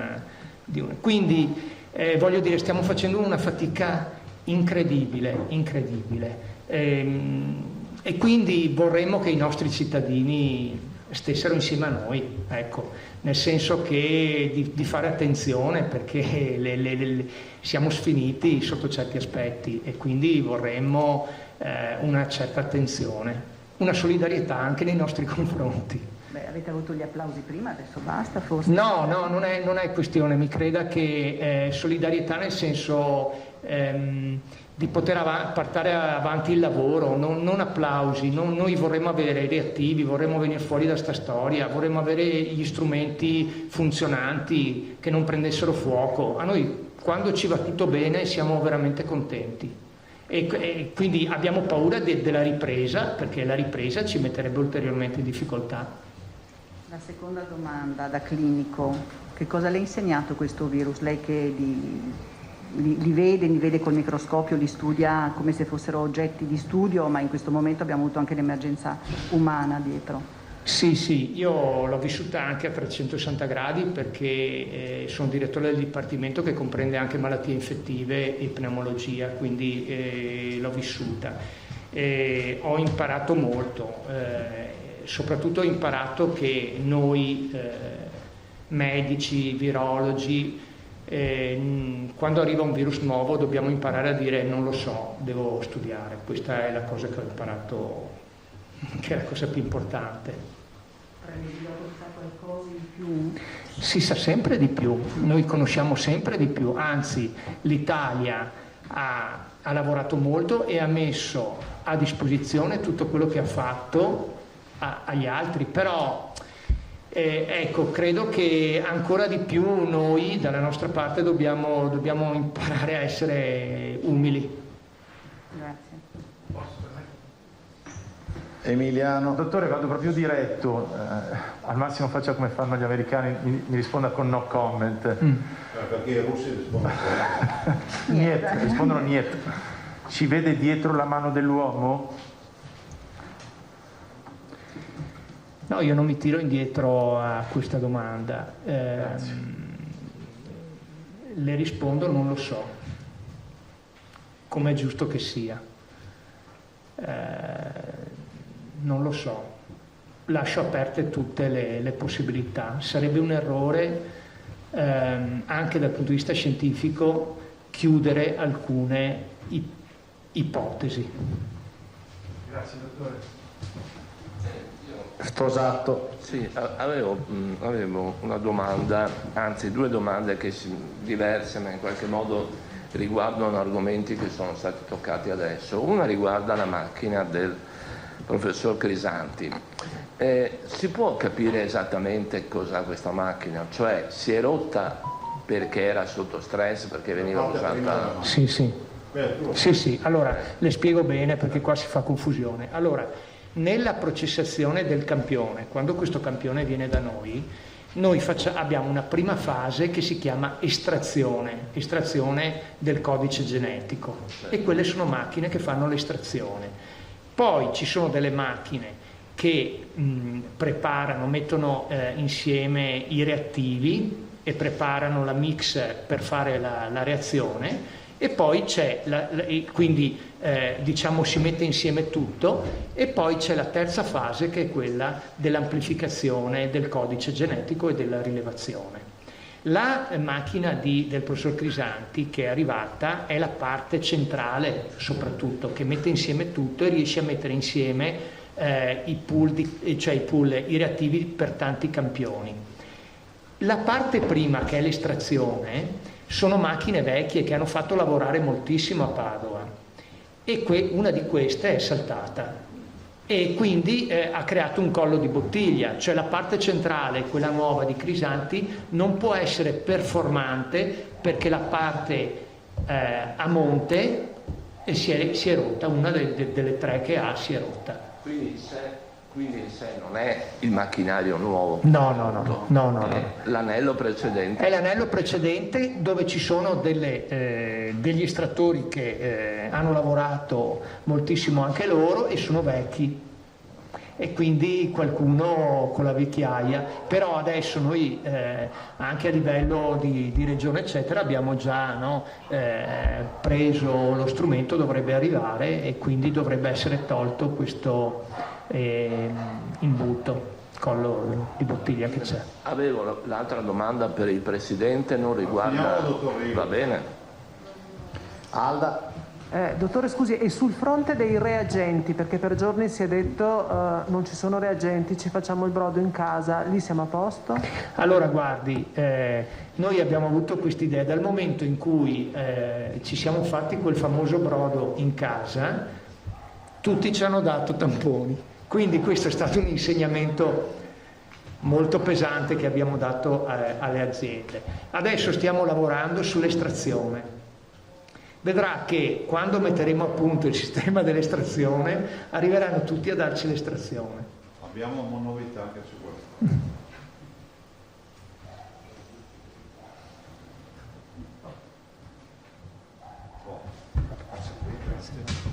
Allora, volevo aggiungere una roba su quello che ha detto il dottor Rigoli, mi permetto, anche per dare un'immagine che sia corretta di quello che è il mondo tamponi. I tamponi non è che sono stati inventati per il coronavirus, esistono da decenni. Primo. 2. Le macchine per i tamponi esistono da decenni.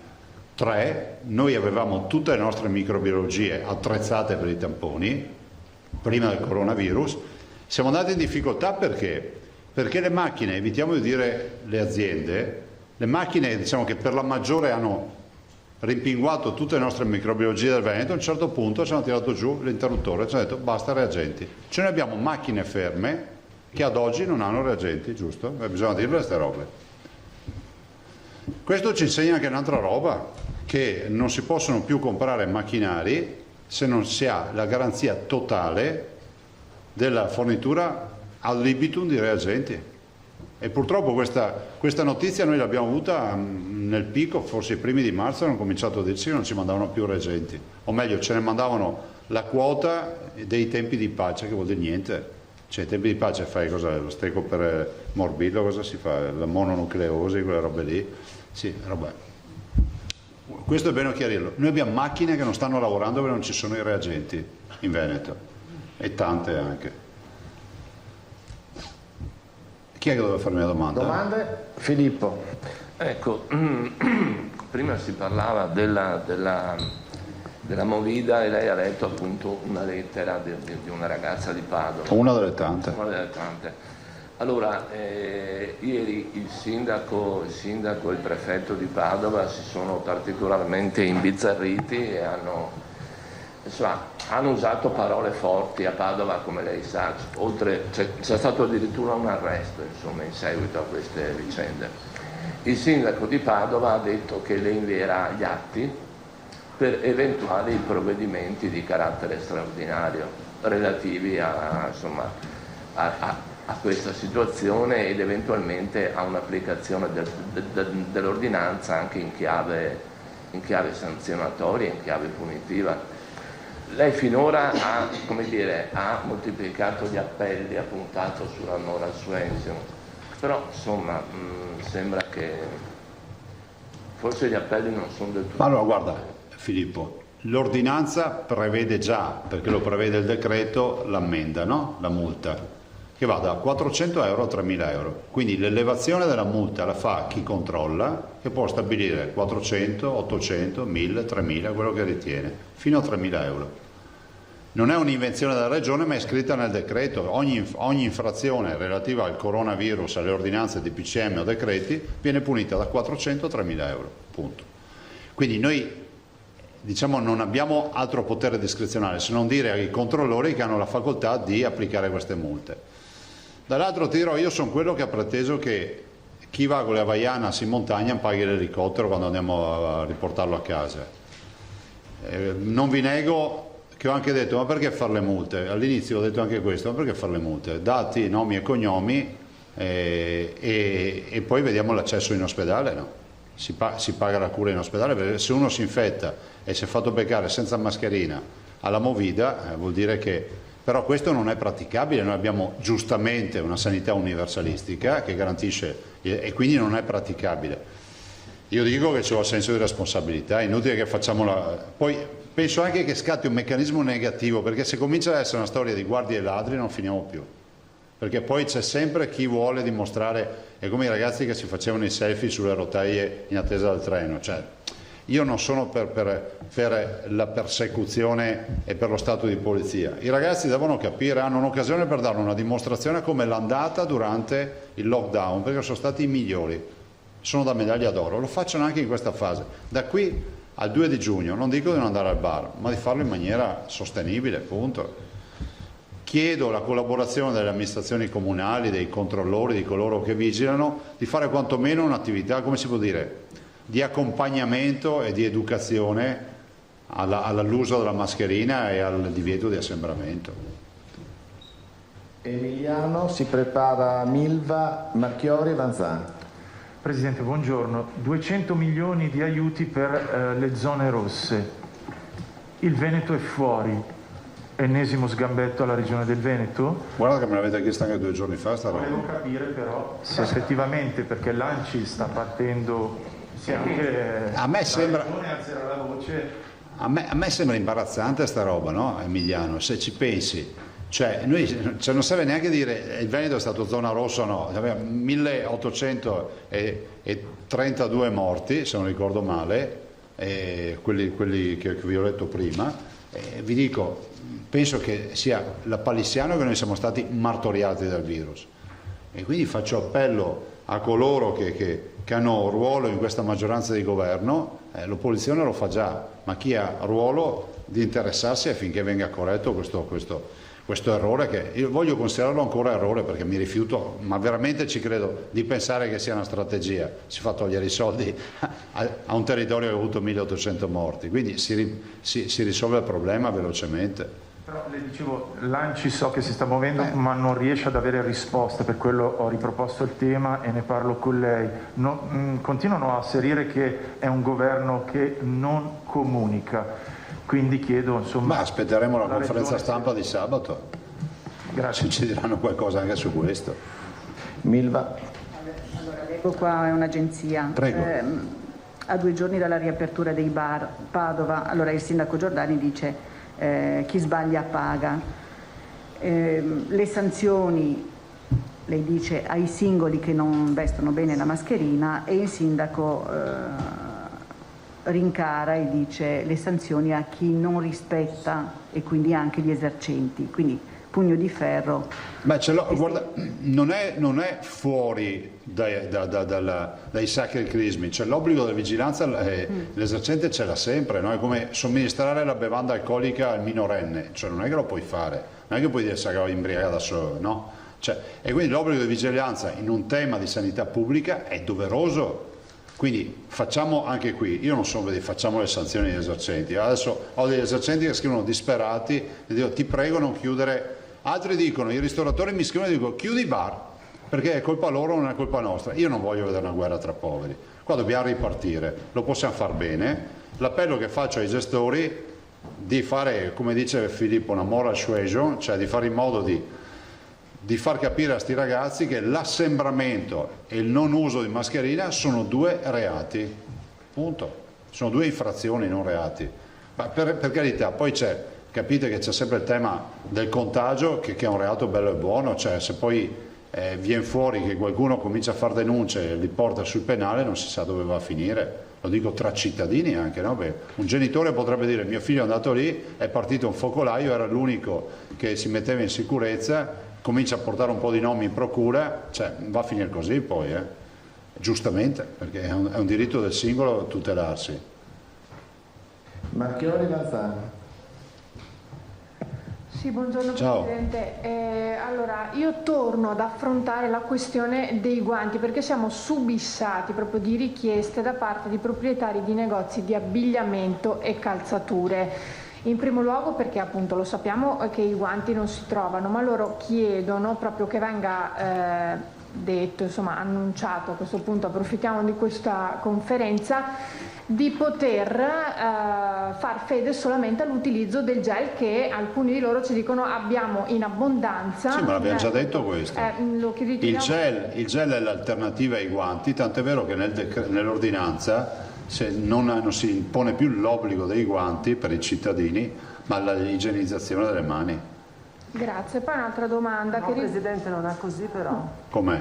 Le linee guida, i negozi di abbigliamento esigono i guanti. Loro proprio dicono che è una... stai parlando degli abiti, sì, scusa. Sì, abbigliamento e calzature ho aggiunto anche. Avevo sentito parlare di calzature, non avevo sentito. No, anche abbigliamento.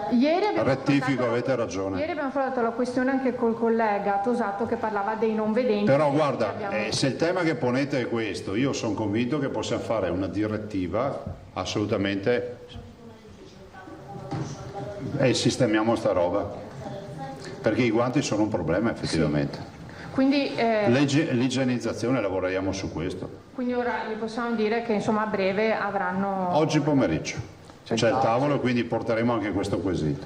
Molto bene, grazie, saranno contenti. Un'altra domanda che riguarda invece i 60 milioni che sono stati stanziati per la sanità. Un dubbio, sono previsti anche per gli operatori della sanità privata che hanno lavorato? No, pubblica. Ok, grazie. Prego. Perché non sono nostri dipendenti per quel semplice motivo.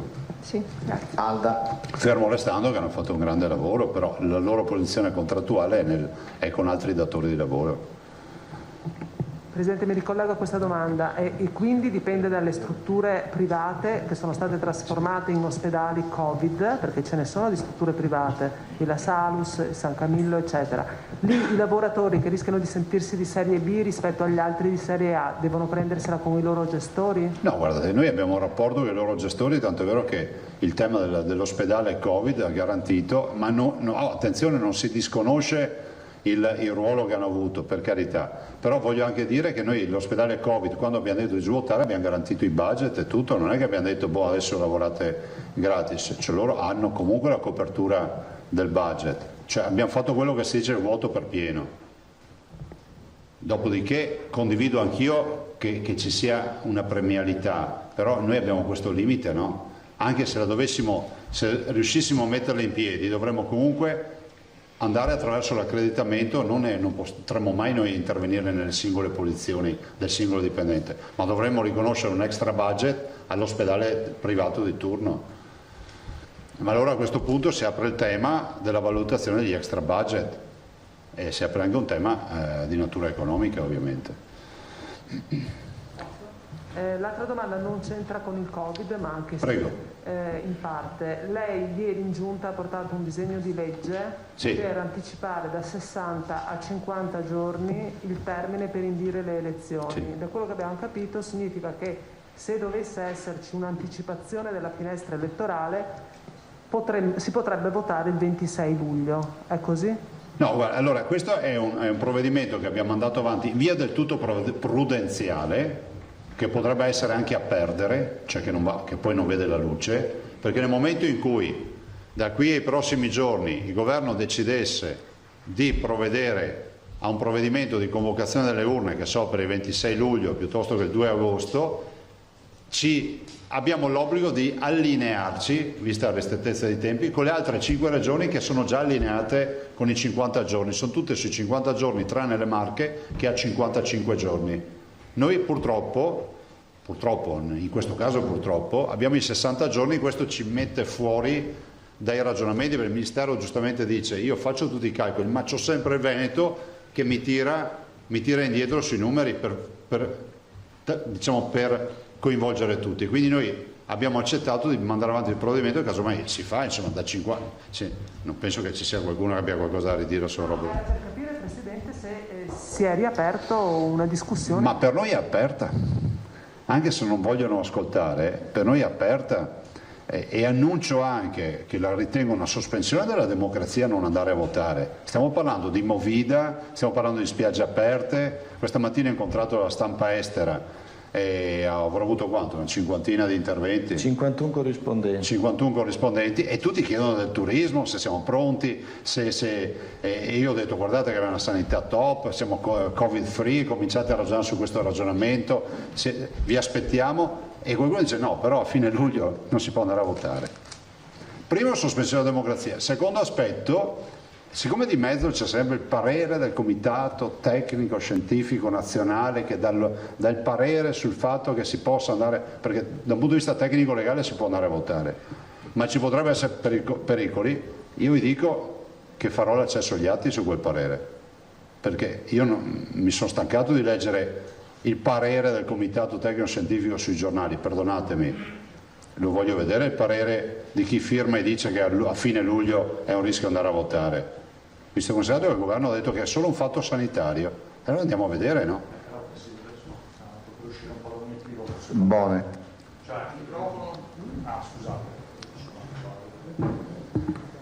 Dicevo, per uscire anche un po' dall'equivoco, certo c'è il tema sanitario che giustamente, come dice lei, sta venendo meno. Credo che le opposizioni, non credo, lo dicono, pongono anche un tema di democrazia, nel senso che loro dicono è una competizione falsata, la competizione che vede il presidente uscente tutti i giorni con la conferenza stampa con tutti me e gli altri colleghi qui, e gli altri non possono fare comizi perché c'è il divieto di assembramento, non possono fare eventi pubblici, non hanno la visibilità per ovvie ragioni che ha il Presidente. C'è anche un tema, per esempio non possono raccogliere le firme chi non ha il gancio in Consiglio regionale, cioè Rifondazione che non ha il gruppo deve raccogliere 12.000 firme, non può andare al mercato a chiederle. Mi pare che questo sia un po' il problema insormontabile. Ma intanto per le firme non è la prima volta che le diamo a qualcuno, quindi gli risolviamo noi il problema, prima roba.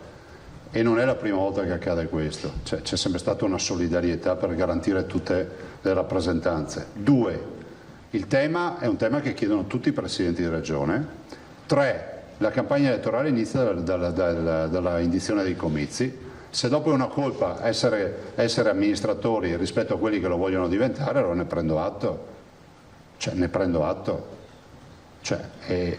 Io ci ho messo la faccia allora perché le robe sono andate bene, adesso è una colpa. Se andavano male era un vantaggio per l'opposizione o no? Del resto non posso dimenticarmi, non me lo dimenticherò per tutta la vita, di chi ha avuto l'ardore in piena crisi, con centinaia di persone in terapia intensiva che morivano, di diffondere dati sbagliati sul fatto che noi avessimo dimezzato le terapie intensive. Ci immaginate che messaggi sono stati dati? E comunque la campagna elettorale ha un suo periodo che è definito per legge, uno se vuole candidarsi utilizza quel periodo per farsi conoscere. Dopodiché non ditemi che non esistono i social, che non esistono altre modalità, perché non ci crede nessuno. Vedo che sono molto, come si può dire, performanti quando c'è da sputtanare.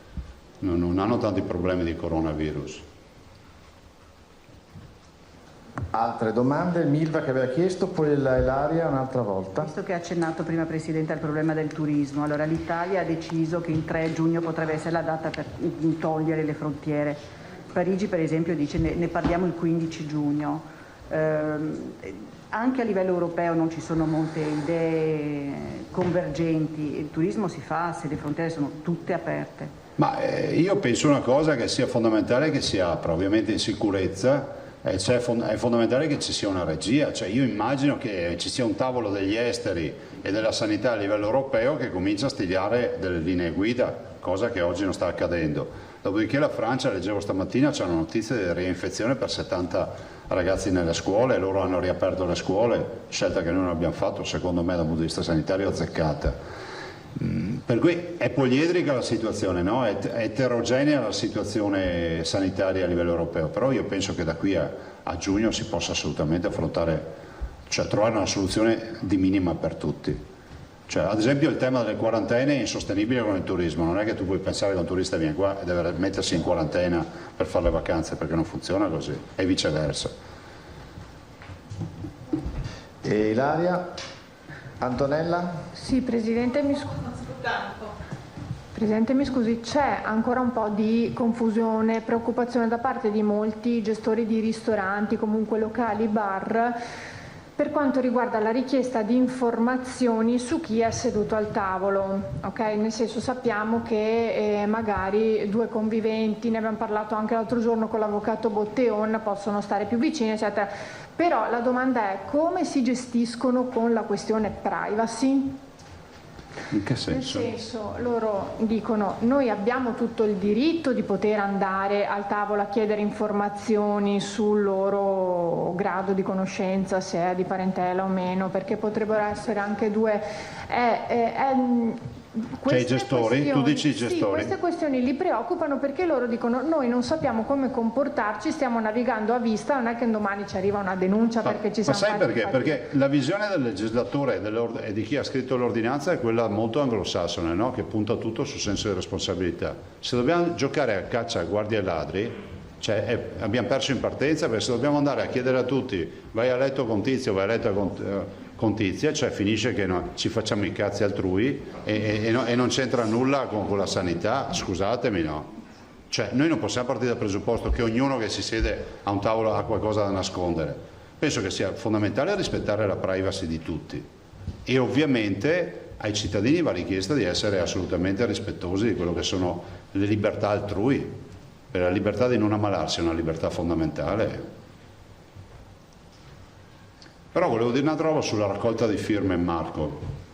La raccolta di firme per legge si fa dall'indizione dei comizi elettorali e quindi sono i 50 giorni, non è che uno può dire che adesso non può andare a raccogliere, a parte il fatto che le puoi raccogliere anche adesso, però le firme si raccolgono solo in quel periodo, non è che uno le può raccogliere prima. Però mi passa un problema, nel senso che dicono se io devo andare, se tutte le regole che ci sono, non vorrei tediare i colleghi su questioni molto tecniche, ma cioè, c'è un problema proprio operativo, nel senso che con i limiti, il drop, le cose, cioè questo si deve mettere al mercato con il modulo, chiamare la gente, farla firmare. Ma guarda, la firma si raccoglie di solito con il banchetto ai mercati. E il banchetto ai mercati si può raccogliere la firma anche questa mattina, non c'è nessun divieto, nel senso che è rispettato il droplet, sono rispettate le modalità, non è che c'è un problema di coronavirus per questo, cioè è come uno andasse a sottoscrivere, che so, qualsiasi altra roba. E comunque se dovessero raccogliere le firme le dovrebbero raccogliere se si andasse a votare per ipotesi 26 luglio dovrebbero raccoglierle verso metà giugno, 50 giorni prima. Le liste presentate. Sì. Altre domande? Mi pare che abbiamo esaurito. Prima c'è la scuola, l'ultima. No, prego. Una roba sul... Filippo. Ha parlato di scuola, Presidente. C'è un'idea sul calendario scolastico 2020-2021? No, perché dobbiamo capire tante robe su sta roba qui. Al momento no. Perché quella è competenza della Regione? Sì. Filippo, poi abbiamo chiuso col Presidente che ha altre riunioni. Sì, niente, volevo sapere se c'era qualche aggiornamento sulle ordinanze previste, cioè quella dei centri estivi che si sta avvicinando, mi pare, no? E poi mi pare che l'assessore Bottacin stia lavorando ai provvedimenti sui parchi divertimenti e gli spettacoli viaggianti? Sì, l'assessore per noi è un punto di riferimento perché sta seguendo tutta una serie di categorie che comunque vengono giustamente qui a rivendicare anche loro i loro diritti.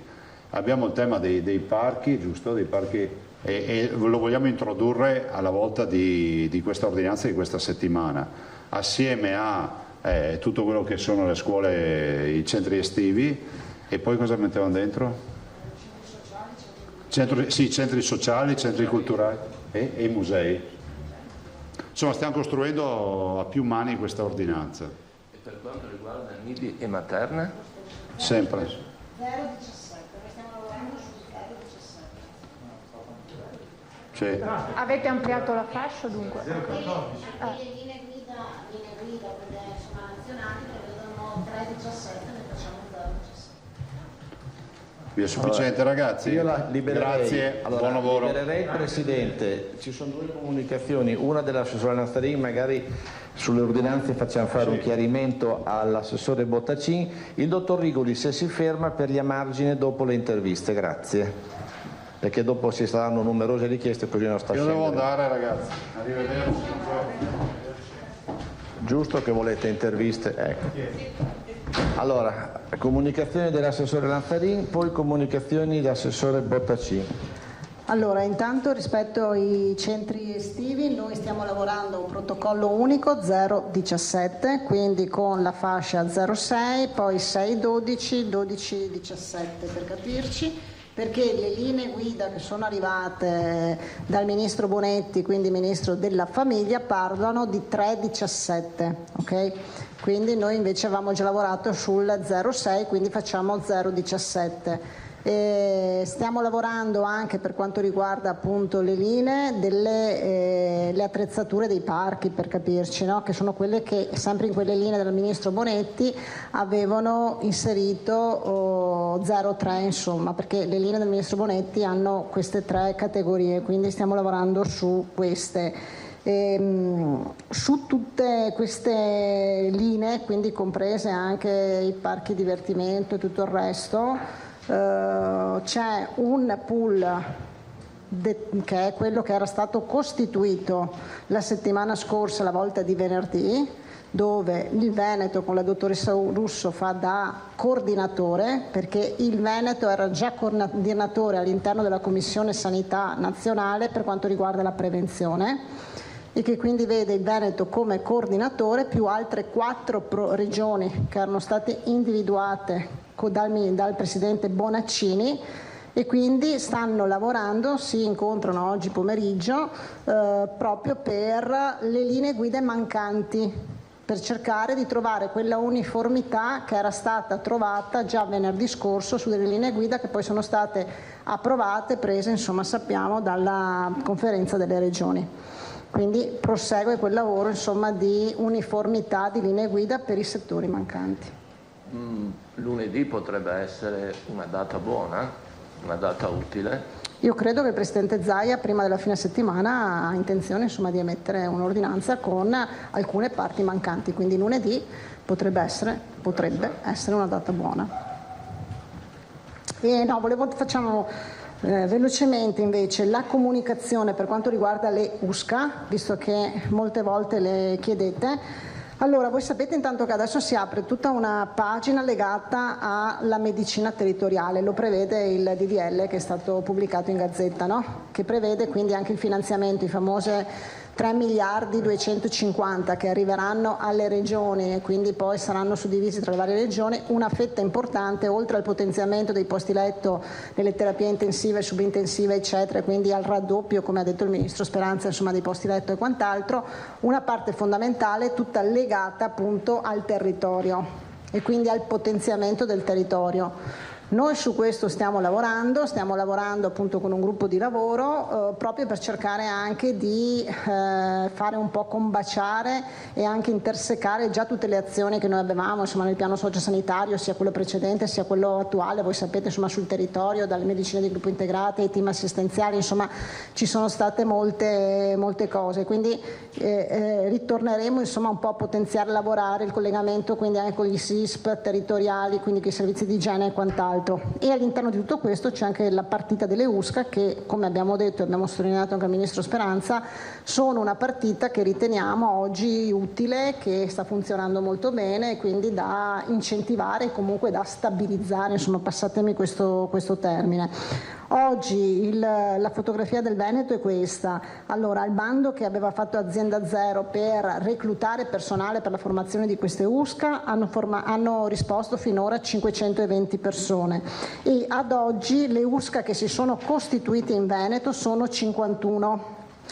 Queste 51 USCA seguono 1358 pazienti e di questi 1358 pazienti 367 sono pazienti RSA, quindi pazienti all'interno delle case di riposo, perché 29 USCA sono anche USCA che vanno direttamente dentro le strutture per anziani.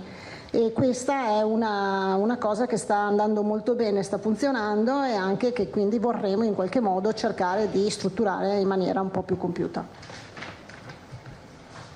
Domande? Assessore Bottacin. Posso al volo? Prego. Volevo proprio toccare il tema degli aiuti. Oltre a quello che lei ci ha già elencato, ci sono altri progetti legati alla sanità in Veneto? Potenziare, non lo so, strutture ospedaliere o altre? No, allora noi adesso chiaramente stiamo facendo dei gruppi di lavoro e abbiamo comunque delle indicazioni che sono dettate dai finanziamenti che stanno arrivando. Le due indicazioni che oggi ci sono quelle legate proprio al territorio, potenziamento del territorio, telemedicina, integrazione tra territorio e ospedale, rete ospedaliera legata alle emergenze, quindi il discorso posti di terapia intensiva e quant'altro.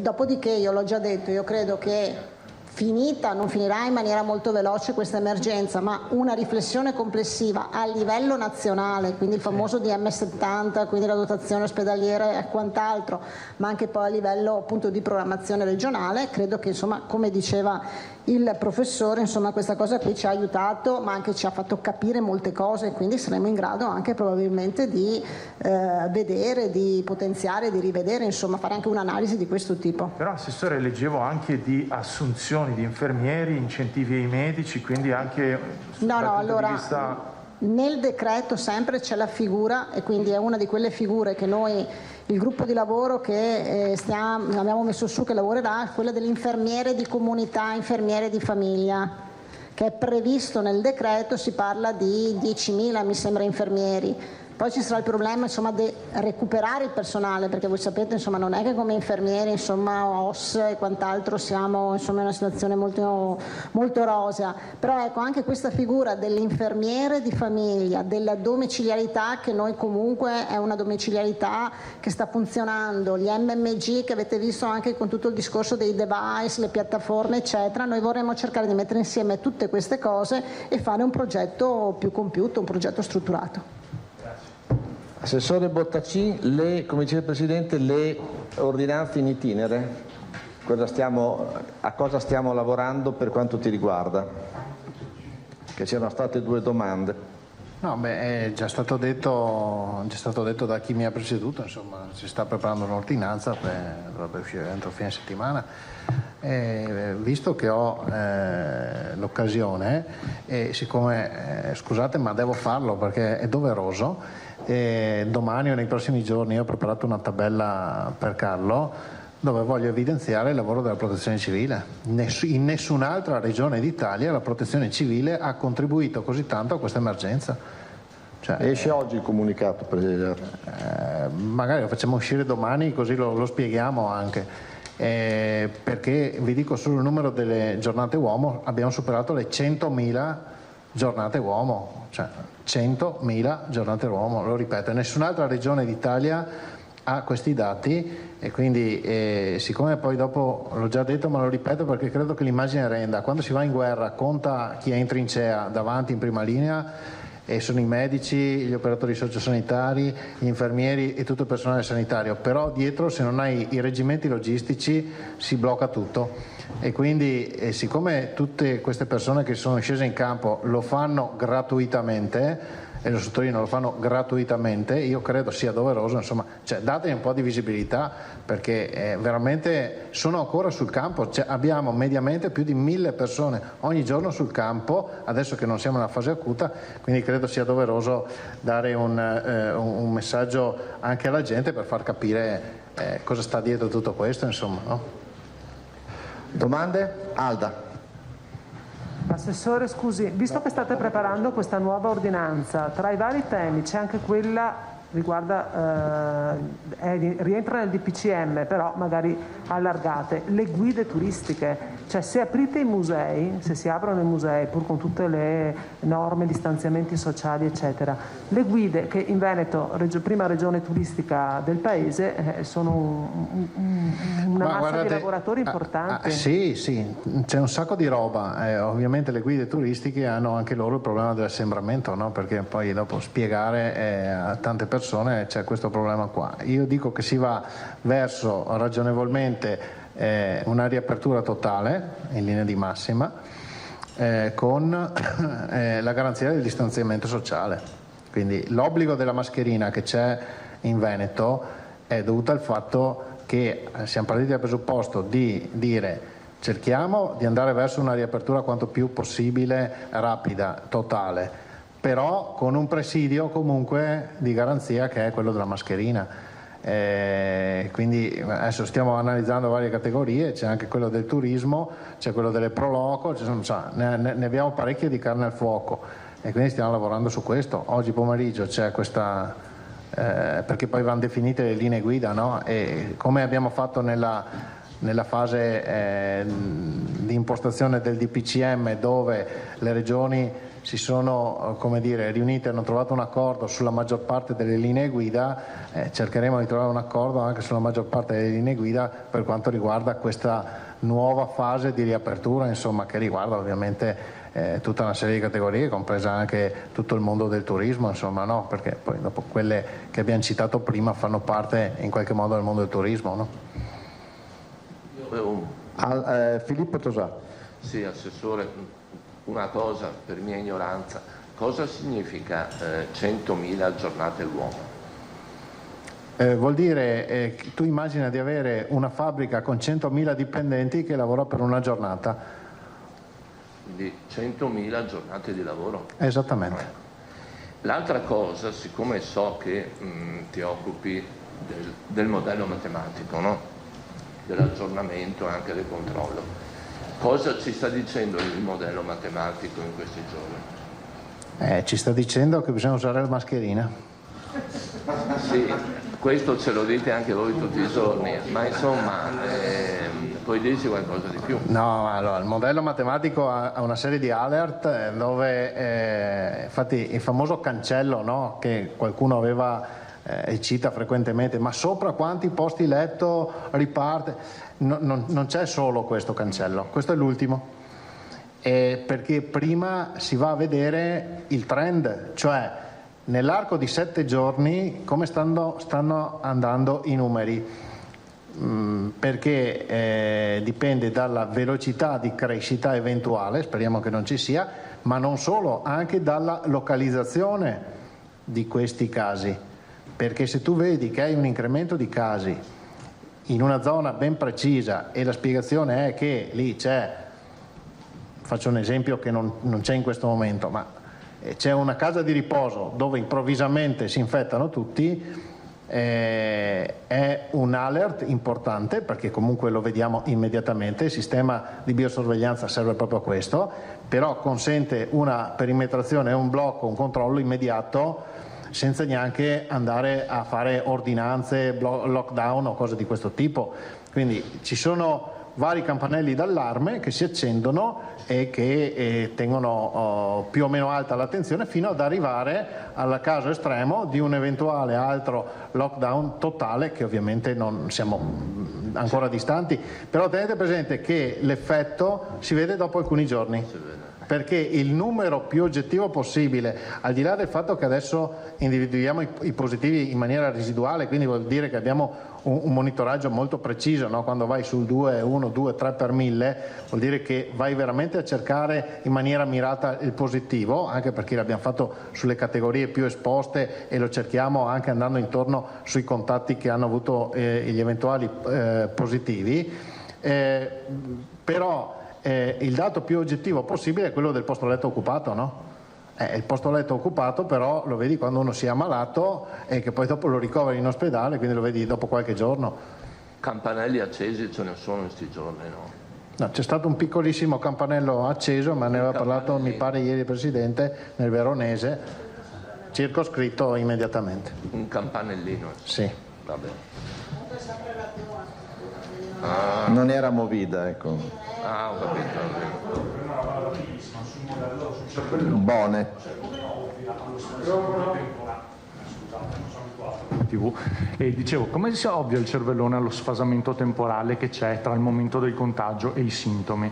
Cioè, nel senso che se dovesse partire un focolaio adesso con la famosa movida, mi corregge se sbaglio, cioè noi l'esito lo vediamo tra 10 giorni, quando la gente comincia a manifestare i sintomi. Nel frattempo sono passati 10 giorni, quindi il cervellone ha dei correttori. No, può essere che tu lo vedi anche meno di 10 giorni, adesso io non sono medico, ma può esserci un'incubazione anche di 4-5 giorni, quindi lo puoi vedere anche prima. E tenete presente che comunque c'è un monitoraggio costante che va a intercettare anche in maniera, non dico casuale, ma mettiamo che nella movida ci sia anche, mi auguro di no, un operatore sociosanitario, comunque quello viene monitorato ogni X giorni, oppure un operatore di una casa di riposo, oppure magari un contatto di una persona che ha avuto qualcosa, e quindi anche quello magari è più facilmente identificabile. Quando noi diciamo che c'è uno sfasamento, lo diciamo proprio per questo motivo qui, perché l'effetto lo vedi dopo, non lo vedi nell'immediatezza, ma al contrario, cioè lo sfasamento in anticipo, è il motivo per cui diciamo a tutti: guardate che il tampone, non è che se tu fai il tampone adesso sei sicuro di non avere la malattia, perché magari l'hai contratta 2 giorni fa e ancora sul tampone non la vedi. Ecco perché diciamo sempre: guardate che il tampone è la fotografia di oggi. Quindi l'unico sistema per sapere quanti sono i positivi in Italia oggi, in questo momento, è fare 60 milioni di tamponi in contemporanea, e fra qualche giorno noi sapremo se oggi quelle persone erano in quel momento positive, fermo restando che dopo 3 giorni potrebbero cambiare la situazione. Allora ragazzi, il Big Ben, come diceva un signore, ha detto stop. Ultima domanda da Marchiori, poi gli assessori. Mi scusi, una domanda solo, abbia pazienza perché io non sono ingegnere, per cui potrei anche per fare fortuna non figura. Tutti sono ingegneri, se no sai che noia.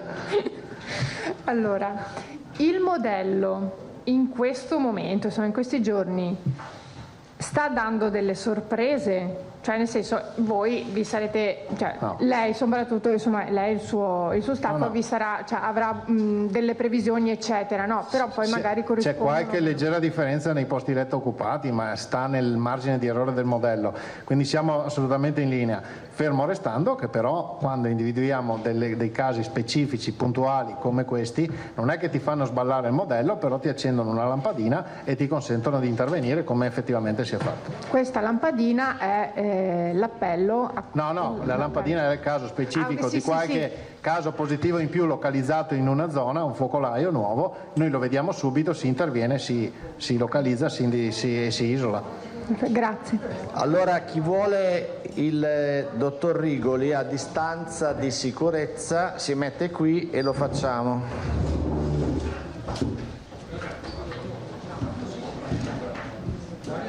Facciamo qui.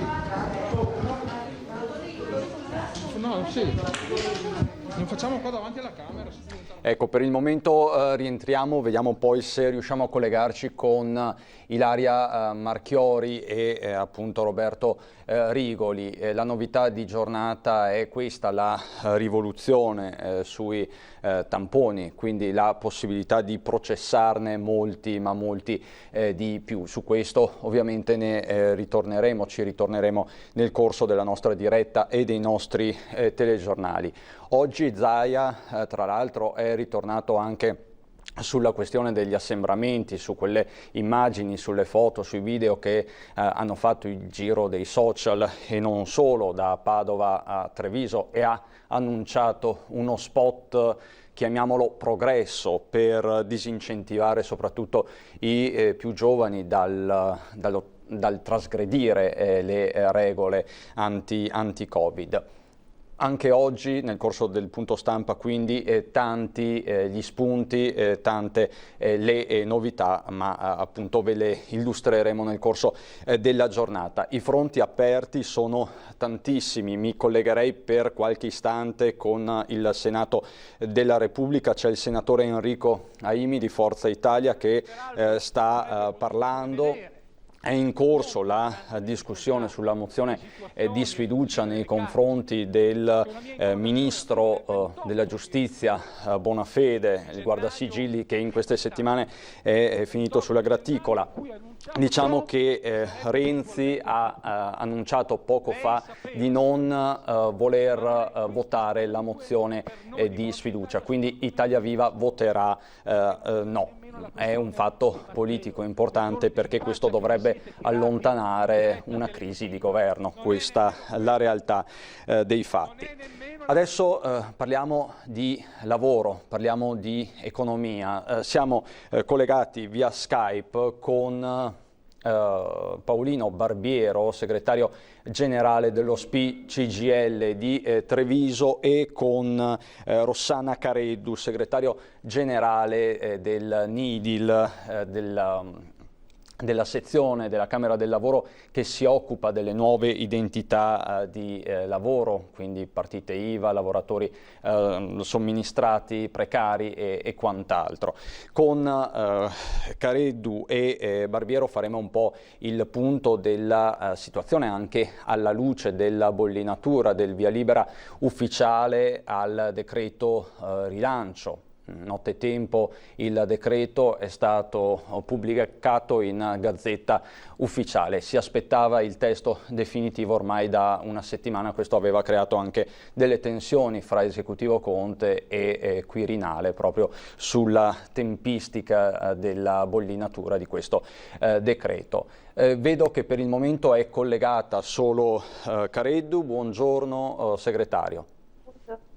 Buongiorno a tutti. Ecco, dicevamo, decreto rilancio molto atteso, perché in questo decreto rilancio ci sono 55 miliardi sul piatto, 10 miliardi all'incirca per gli ammortizzatori sociali e quindi ci sono quelle risorse che voi invocate da tempo come sindacati. Sì, allora il decreto, come ha detto lei, è uscito stamattina, quindi ho dato una letta veloce e ci sono, diciamo che questo decreto si occupa di tutti quei lavoratori che sono stati dimenticati con il primo decreto, quello di marzo. Sono previste moltissime misure economiche, sono state rimpolpate moltissimo le finanze rispetto ad alcuni istituti e aggiunti altri. Non si parla solamente dei bonus soliti e quindi del fatto che questi verranno prorogati per i mesi anche di aprile e maggio, ma si parla anche di nuovi bonus, come si parla anche del reddito di emergenza di cui tanto le persone hanno sentito parlare, e finalmente questo reddito di emergenza viene normato dentro il decreto appunto denominato rilancio. Sono previste poi oltretutto dei bonus anche per, appunto, come dicevo prima, i lavoratori dimenticati, quindi ad esempio ci rientrano le badanti e coloro che svolgono il lavoro domestico, che col precedente decreto erano rimaste completamente escluse ed erano una categoria molto in difficoltà, perché ovviamente con il coronavirus erano magari rimaste senza lavoro o comunque si trovavano nell'impossibilità di recarsi nel luogo di lavoro appunto per il fermo o perché la persona a cui badavano stava male. Sono poi previste anche delle misure per i collaboratori occasionali che erano rimasti fuori dalla precedente misura e anche per tutti quei lavoratori che erano intermittenti, quindi i cosiddetti contratti a chiamata, che prima non erano invece previsti, insomma, all'interno del decreto di marzo, non trovavano copertura. Ovvio che il decreto è appena uscito, quindi non ci sono le attuative dell'INPS, non si sa ancora come si potrà procedere praticamente all'attivazione, alla richiesta di questi sussidi, di questi bonus, quindi dobbiamo rimanere in attesa sostanzialmente, nel senso che c'è la misura normativa, manca l'attuazione. Quindi speriamo che prossimamente, che nel più breve tempo possibile, escano queste attuative dell'INPS e si riesca così ad aiutare anche questi lavoratori, insomma.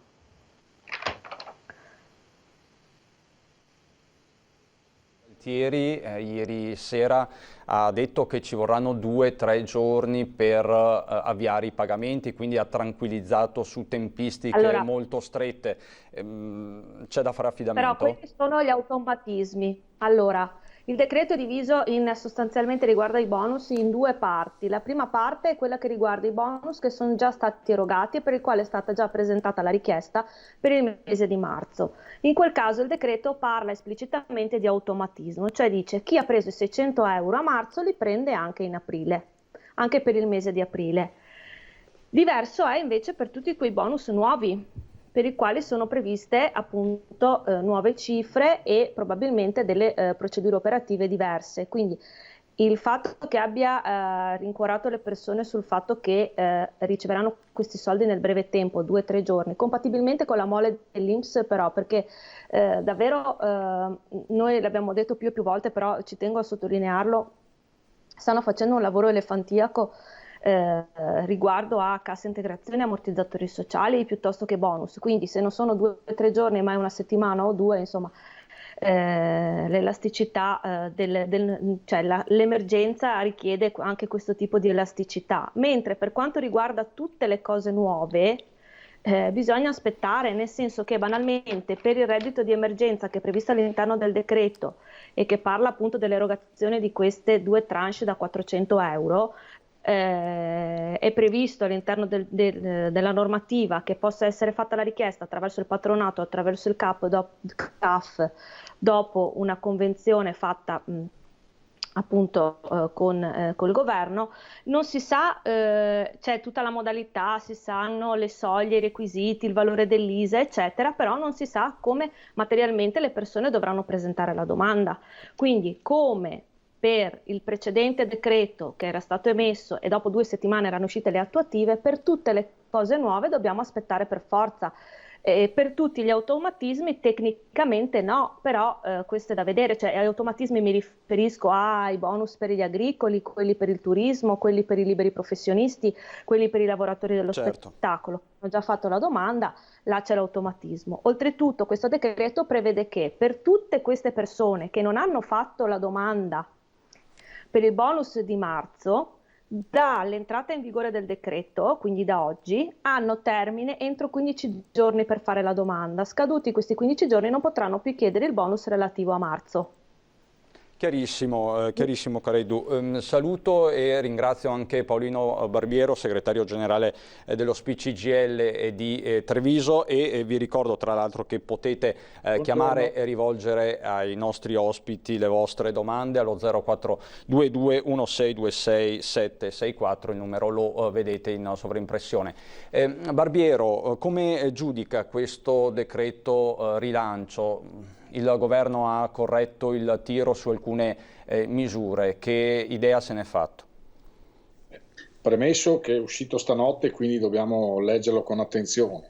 Da quello che abbiamo appreso dalle dichiarazioni e dalla stampa, abbiamo visto che alcune richieste che il sindacato aveva avanzato sono state raccolte, poi bisogna vedere se ci sono anche le risorse sufficienti. Penso per esempio a quella platea di lavoratrici prevalentemente, colf badanti che erano escluse, che invece sono state incluse. Penso alla regolarizzazione di tutti quelli che lavorano nell'agricoltura e non solo, dove ho assistito anche a una discussione politica che non mi è piaciuta molto, perché se queste persone lavorano e vengono regolarizzate e quindi pagano anche i contributi e hanno un contratto di riferimento, credo che aiutino anche nella fase della ripresa a generare maggiori entrate allo Stato. Visto che tutti chiedono gli aiuti allo Stato, come è giusto che sia, bisogna anche che tutti facciano la loro parte perché aumentino le entrate, e quindi il lavoratore che prima lavorava in nero adesso deve essere regolarizzato, il datore di lavoro che prima pagava in nero adesso deve pagare regolarmente, scaricare l'IVA e tutto quello che ne consegue. Siccome si parla di circa 500-600 mila persone, forse di più, voi capite perfettamente che se emerge tutto questo numero di lavoro che prima era sommerso, questo trascina con sé anche maggiori entrate che poi servono a premiare gli infermieri che sono stati in prima linea, a dare gli aumenti ai lavoratori che hanno lavorato nella prima fase con i 100 euro, ma anche a intervenire appunto sulle badanti, sulle pensioni basse, su tutti quelli che oggi hanno la necessità di avere un aiuto dallo Stato.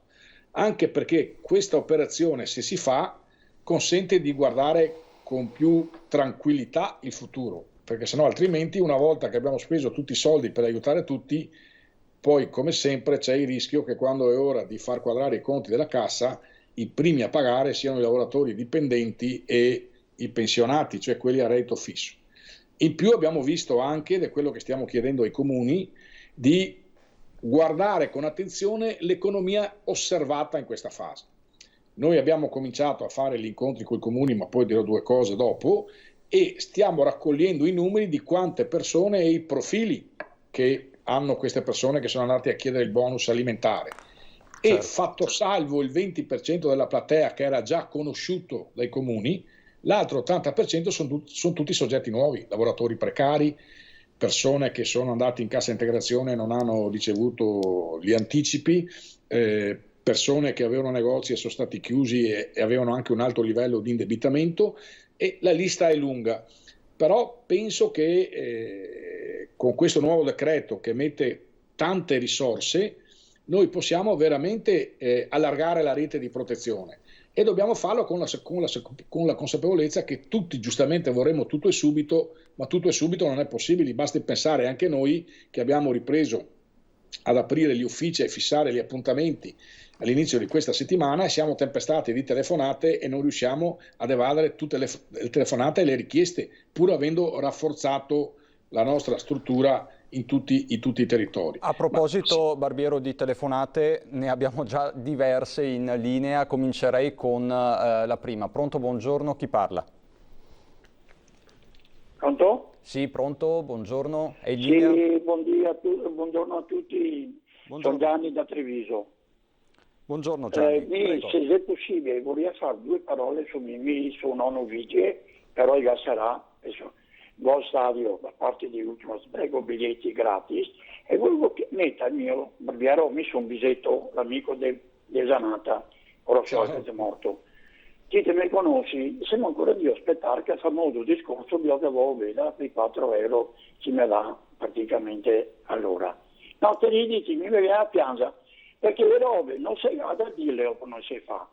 perché vedete, scheglia tutti che adesso manca altro da qui, da lì a tira su un camissimo da 8 euro all'ora, a tira su pomodori, radici, monete vari, ma a 4 che vuoi, perché ho 10 nevosi e 5 fiori, e mi dico caro che non mi manca niente, ho 3 nevosi al giorno, no? Parlei dei badanti, parlei dei babysitter, i nonni, che a tempo pieno tenere i fiori, mi parla nessuno di dargli qualcosa, ma ascolta, vivo una tessera da una vita, non mi rivagli altro perché andiamo a casa e vi ringrazio.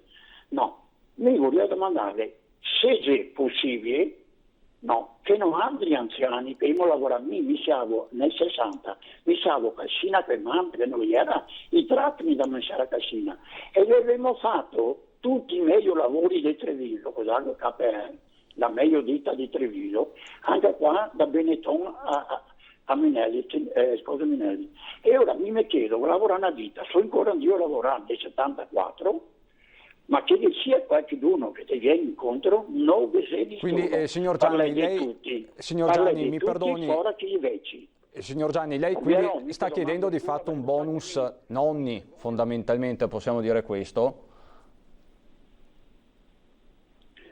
Vabbè, allora, sulla questione dei 4 euro dei nonni vigili, da questo punto di vista credo che la domanda va posta, ma la stiamo ponendo ai sindaci, perché sono loro che gestiscono i nonni vigili, e quindi chiaramente, non essendoci più la necessità della presenza, chi faceva il nonno vigile e prendeva quei 4 euro non li prende, come tutti quelli che hanno chiuso le attività o hanno fatto altre cose.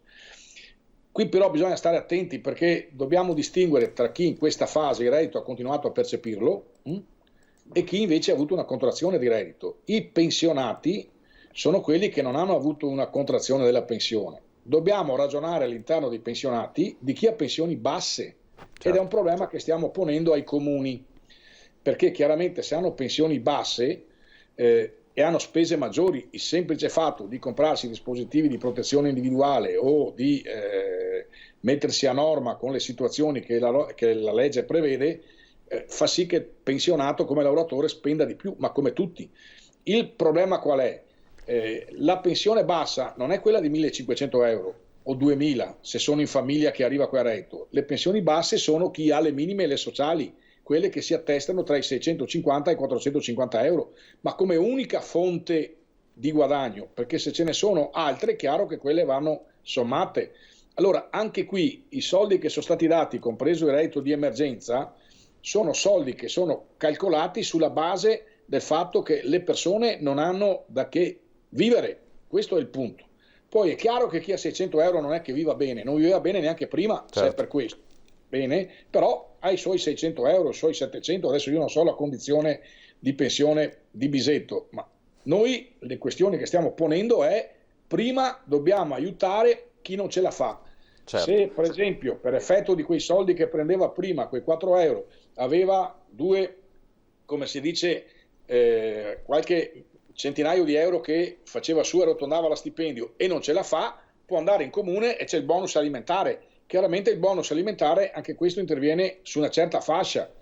Io eviterei però di cascare nella trappola si aiuta uno e non si aiuta l'altro. Qui stiamo discutendo per aiutare tutti, cioè se abbiamo introdotto le badanti e che prima lavoravano in nero, io penso che qua si fa una grande operazione, non lavorano più in nero, si paga i contributi, le famiglie possono regolarizzare la situazione e quei contributi servono poi per far sì che si continuino a pagare tutto quello che lo Stato deve pagare, compreso le maggiori spese che sta sostenendo in questa fase. Faccio per dire, mettono 80 milioni sugli asili nido e 70 milioni sulle secondarie. È un intervento importante, altrimenti c'è il rischio che le famiglie, se non ripartono gli asili, devono sostenere costi maggiori per poter andare a lavorare e assistere i figli. Poi c'è un altro problema in più, che i nonni, diversamente dal passato, non è così facile che tornino a dare una mano alle famiglie, perché poi specialmente quelli che hanno malattie di una certa rilevanza, ormai tutti quanti dicono è bene che continuate a mantenere la distanza sociale se avete patologie, e mantenere la distanza sociale non vuol dire solo nel rispetto dell'amico, ma anche del nipote, e quindi si crea un altro problema di una rete familiare che prima aiutava e che nel futuro prossimo rischia di venire meno. Certo Barbiero, si stanno sommando molti problemi e si stanno intersecando anche diversi piani e ovviamente voi come sindacato state ponendo una questione di equità di fondo. Adesso per noi c'è una breve pausa pubblicitaria, torniamo subito dopo.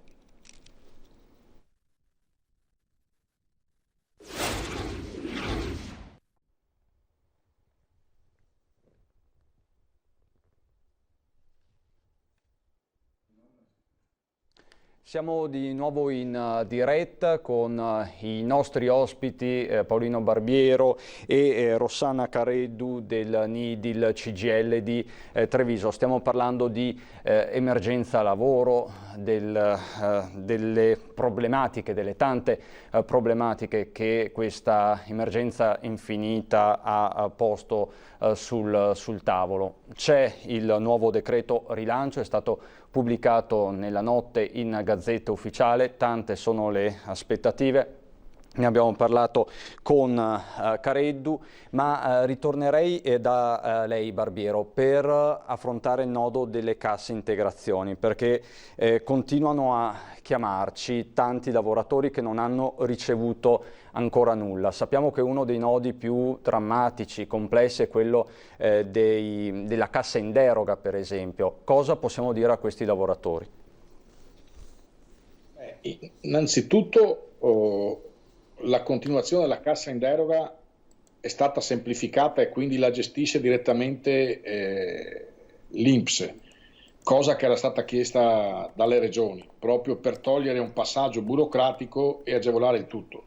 Quindi per questi e anche per gli altri tipi di cassa integrazione dove le aziende non hanno voluto fare il pagamento diretto, perché le aziende potevano benissimo anticipare, poi dopo 10 giorni quell'anticipo veniva compensato perché pagavano meno di contributi che dovevano pagare, ma essendoci stato anche lo slittamento dei pagamenti di contributi, anche quelle aziende che avevano sostanza economica per coprire questa cosa in termini di anticipo hanno fatto di tutto per non farlo, per slittare. Quindi c'è chi effettivamente non ce la faceva, ma c'è anche chi, come sempre in questo paese, specula quando si poteva fare in modo diverso.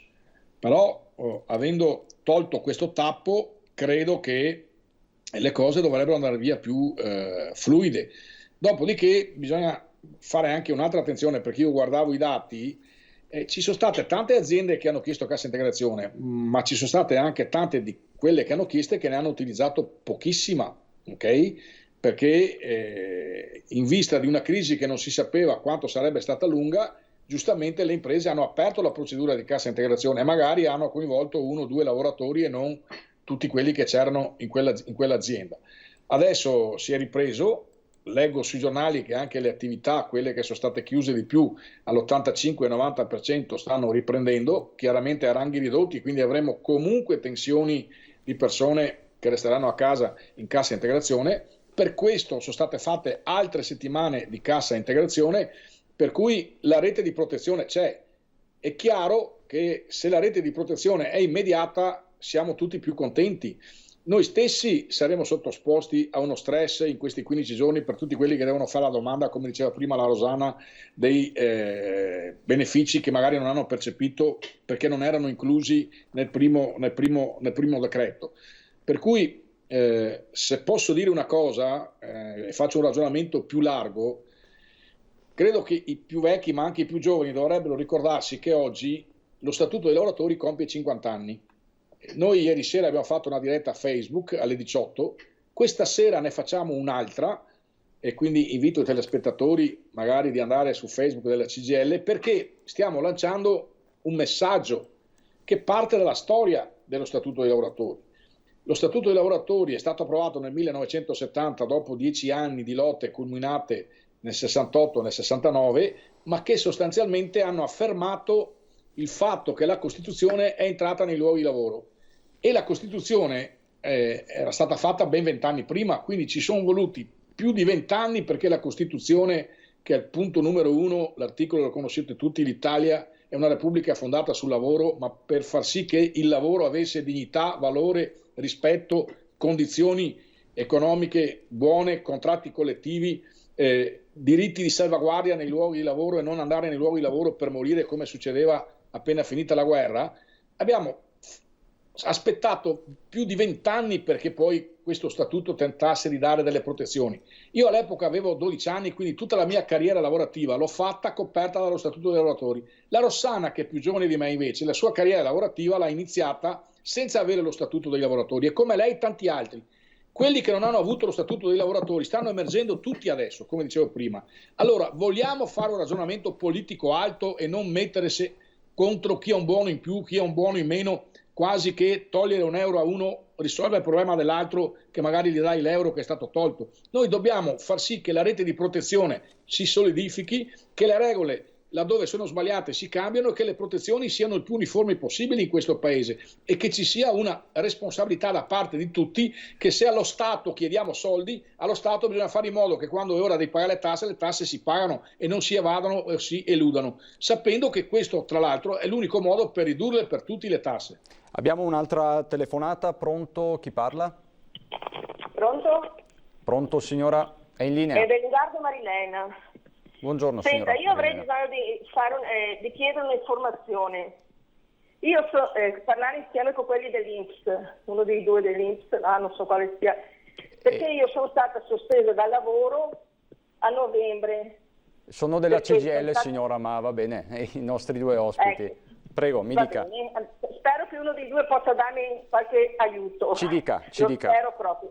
Allora, io sono stata sospesa dal lavoro a novembre, il 19 di novembre, sono stata sospesa perché non sono più idonea a lavorare. Sono stata assunta invalida del 75%, ho fatto i primi 3 mesi di sospensione, poi mi hanno rivisto perché mi hanno sospesa per 3 mesi, poi mi hanno fatto rifare la visita, mi hanno sospeso definitivamente perché non sono più idonea al lavoro, però devo fare la visita di invalidità per vedere se il medico del lavoro ha specificato giusto oppure se posso rientrare al lavoro. Però intanto io sono senza stipendio da novembre. Da novembre. Cosa devo fare? Perché so che è ancora chiuso per le visite di invalidità. Non so se quando riapriranno e tutto, però intanto il tempo passa e io aspetto. Lei che lavoro fa, signora, posso chiederglielo? Certo, io facevo scarpe, ero su una fabbrica di scarpe, pulivo le scarpe all'interno, sono stata assunta sulle categorie protette, però purtroppo le mie patologie, ho avuto incidenti e varie cose, è peggiorata, mi hanno dato ho fatto la visita, prima ero a tempo pieno, mi hanno fatto un part-time per 1 anno, con la visita successiva che ho fatto dell'anno, che ogni anno ti fanno la visita del lavoro, mi hanno sospeso per 3 mesi. Non aveva tanto da ridere, sta che là col sorriso, per me non è una bella situazione, sta sorridendo, ma non aveva tanto da ridere. Chi è che sta sorridendo, signora? Mi scusi. Il signore la sta sorridendo perché lo sto guardando. Non penso che stia sorridendo, signora.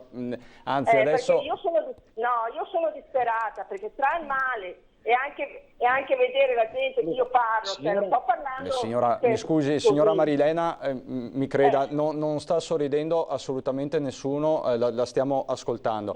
E adesso proviamo a darle anche una risposta. Barbiero, prego, cosa possiamo rispondere alla signora? Quanti anni ha la signora? Perché io sono disperata, perché insomma è difficile andare avanti. Signora, ci ascolti un attimo, adesso parla Barbiero, prego Barbiero. Quanti anni ha la signora? Quanti anni ha la signora? 58 purtroppo. Bene, allora 58 ne ho. Il tema delle categorie protette in questa fase è un tema delicato, importante, quindi ringrazio la signora che ha chiamato perché non sono... Scusi se interrompo, perché siamo presi come delle... No, protette, siamo delle schifezze noi perché non siamo tutelati per niente. Signora, se mi lascia dare la risposta, diamo una risposta per lei e anche per tanti altri che sono in questa condizione. Allora, chi è nelle categorie protette deve svolgere dei lavori che non creino danni alla propria salute e anche dei colleghi che sono attorno. Per questo sono previste delle visite di controllo per mettere in sicurezza la persona ma anche l'azienda. Nel caso in cui le visite verifichino che non ci sono le condizioni di compatibilità del fisico della persona di poter continuare a fare quel lavoro perché rischia di peggiorare la propria condizione, scatta il meccanismo della sospensione. Purtroppo, non essendoci i tempi corretti delle visite per effetto del Covid, la situazione della signora è una situazione che sta toccando molte persone nell'ambito delle categorie protette. La signora ha fatto bene a telefonare, credo che oltre a noi che siamo qui in televisione ci siano anche le istituzioni preposte che devono fare la loro parte, mi riferisco all'ULSS, all'INPS, noi le stiamo segnalando in continuazione. Se la signora poi lascia il numero di telefono in redazione potremmo anche chiamarla per vedere anche con i metodi innovativi che abbiamo adesso di valutare la sua pratica dove è ferma, sapendo che in questo caso comunque se in quell'azienda non c'è più la possibilità di lavorare per la salute della persona, ci sono altre due vie. Quello che l'ufficio di collocamento prenda in mano la situazione della signora e verifichi in tutte le aziende laddove ci siano opportunità per le categorie protette di essere inserite al lavoro e fare lavoro che sia gestibile per la propria forma di disabilità che la signora ha. Poi c'è un'altra possibilità.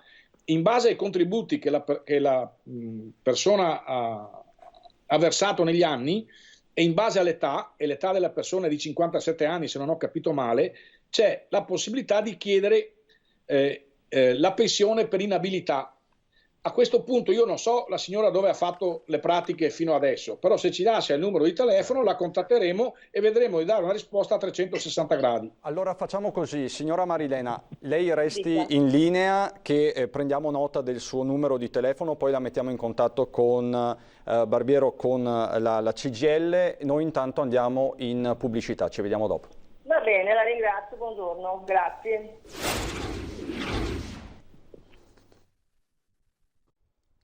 Di nuovo insieme in diretta con Paolino Barbiero dello SPI CGIL di Treviso e Rossana Careddu del NIDIL, la sezione delle nuove identità di lavoro. Stiamo parlando ovviamente di contraccolpi occupazionali di questa emergenza dovuta al Covid-19. Abbiamo una telefonata in linea, pronto, chi parla? Pronto? Sì, pronto signora, buongiorno, è in linea. Pronto, sono Maria Grazia, chiamo dalla provincia di Treviso. Prego Maria Grazia. Pronto, buongiorno. Prego, dica pure, è in linea. Allora, volevo capire una cosa, a parte la cassa integrazione che non sta arrivando, quindi qua bisogna aspettare. Allora, io sono in cassa integrazione dal 23 marzo e tuttora sono in cassa integrazione. La mia ditta comunque è aperta e lavorano tuttora 4 persone. Le stesse 4 persone per 2 mesi hanno sempre lavorato. Quindi io volevo capire una cosa, da quello che so ci deve essere obbligatoria la rotazione degli operai, giusto? Careddu, vuole rispondere lei, la turnazione degli operai è... Allora, questa è una domanda che hanno fatto tantissimi anche su CGIL Risponde, che è il portale che abbiamo fatto noi sul sito della CGIL di Treviso. Ovviamente la turnazione sarebbe la cosa migliore. Io la cosa che consiglio però di solito è quella di rivolgersi alla categoria di competenza, perché bisogna capire questa azienda qua come è strutturata, come è sistemata. Quindi la signora io non so che lavoro faccia e in che settore lavori. In che comparto lavora, signora Maria Grazia? Prego. Gomma plastica. Va bene, allora può chiamare il nostro centralino e chiedere i riferimenti del sindacalista che si occupa del fondo gomma plastica, del settore gomma plastica, che è la categoria della Filtem, e in questo modo ce l'abbiamo, ce l'abbiamo comunque il sindacato addetto alla gomma plastica, che è il nostro sindacato del lavoro, e logicamente lui ci ha detto che non sa, che in teoria dovrebbero fare rotazione, ma la ditta logicamente non lo fa. Barbiero, prego. Allora, la rotazione non è un vincolo per l'impresa.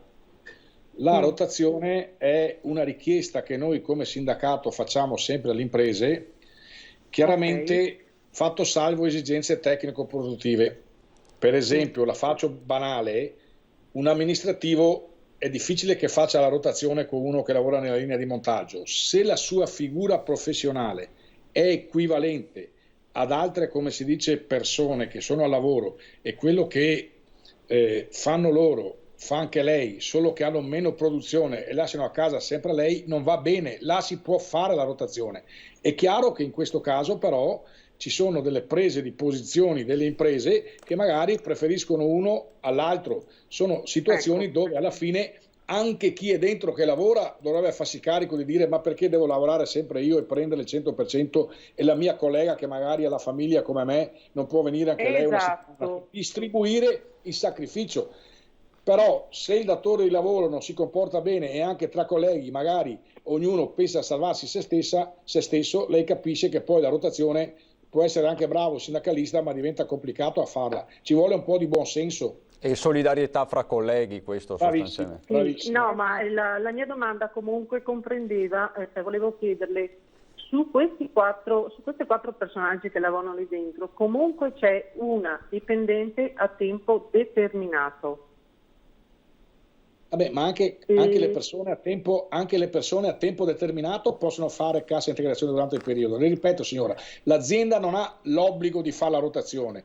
L'azienda può fare la rotazione qualora ci siano le condizioni professionali di funzionalità uguale. Se quella che è a termine, il suo contratto, finirà il suo contratto a termine, se fa lo stesso lavoro che fa lei sulla stessa macchina, solo che la sua macchina è chiusa perché non c'è la produzione, si può fare una settimana ciascuno, come fanno in molte aziende, ma questo comporta il fatto che ci sia il sindacato che le chiede, ma anche i lavoratori che siano conseguenti a questo. Se poi ognuno si fa gli affari suoi, come spesso succede, c'è il rischio che lei resti a casa e non faccia la rotazione. Certo. Signora Maria Grazia, la ringraziamo per il suo intervento e siamo proprio addirittura d'arrivo. Se ci lascia il suo cellulare lo trasmettiamo a Barbiero e Careddu. La ringrazio Maria Grazia. E siamo veramente alle battute conclusive. Ringrazio la CGIL con Paolino Barbiero, segretario generale dello SPI di Treviso, e Rossana Careddu, segretario generale NIDIL, sempre di Treviso. Grazie davvero per il vostro intervento. Noi ci ritroviamo in diretta straordinaria alle 17:30 per raccontarvi tutti i fatti della giornata. Buon proseguimento di giornata.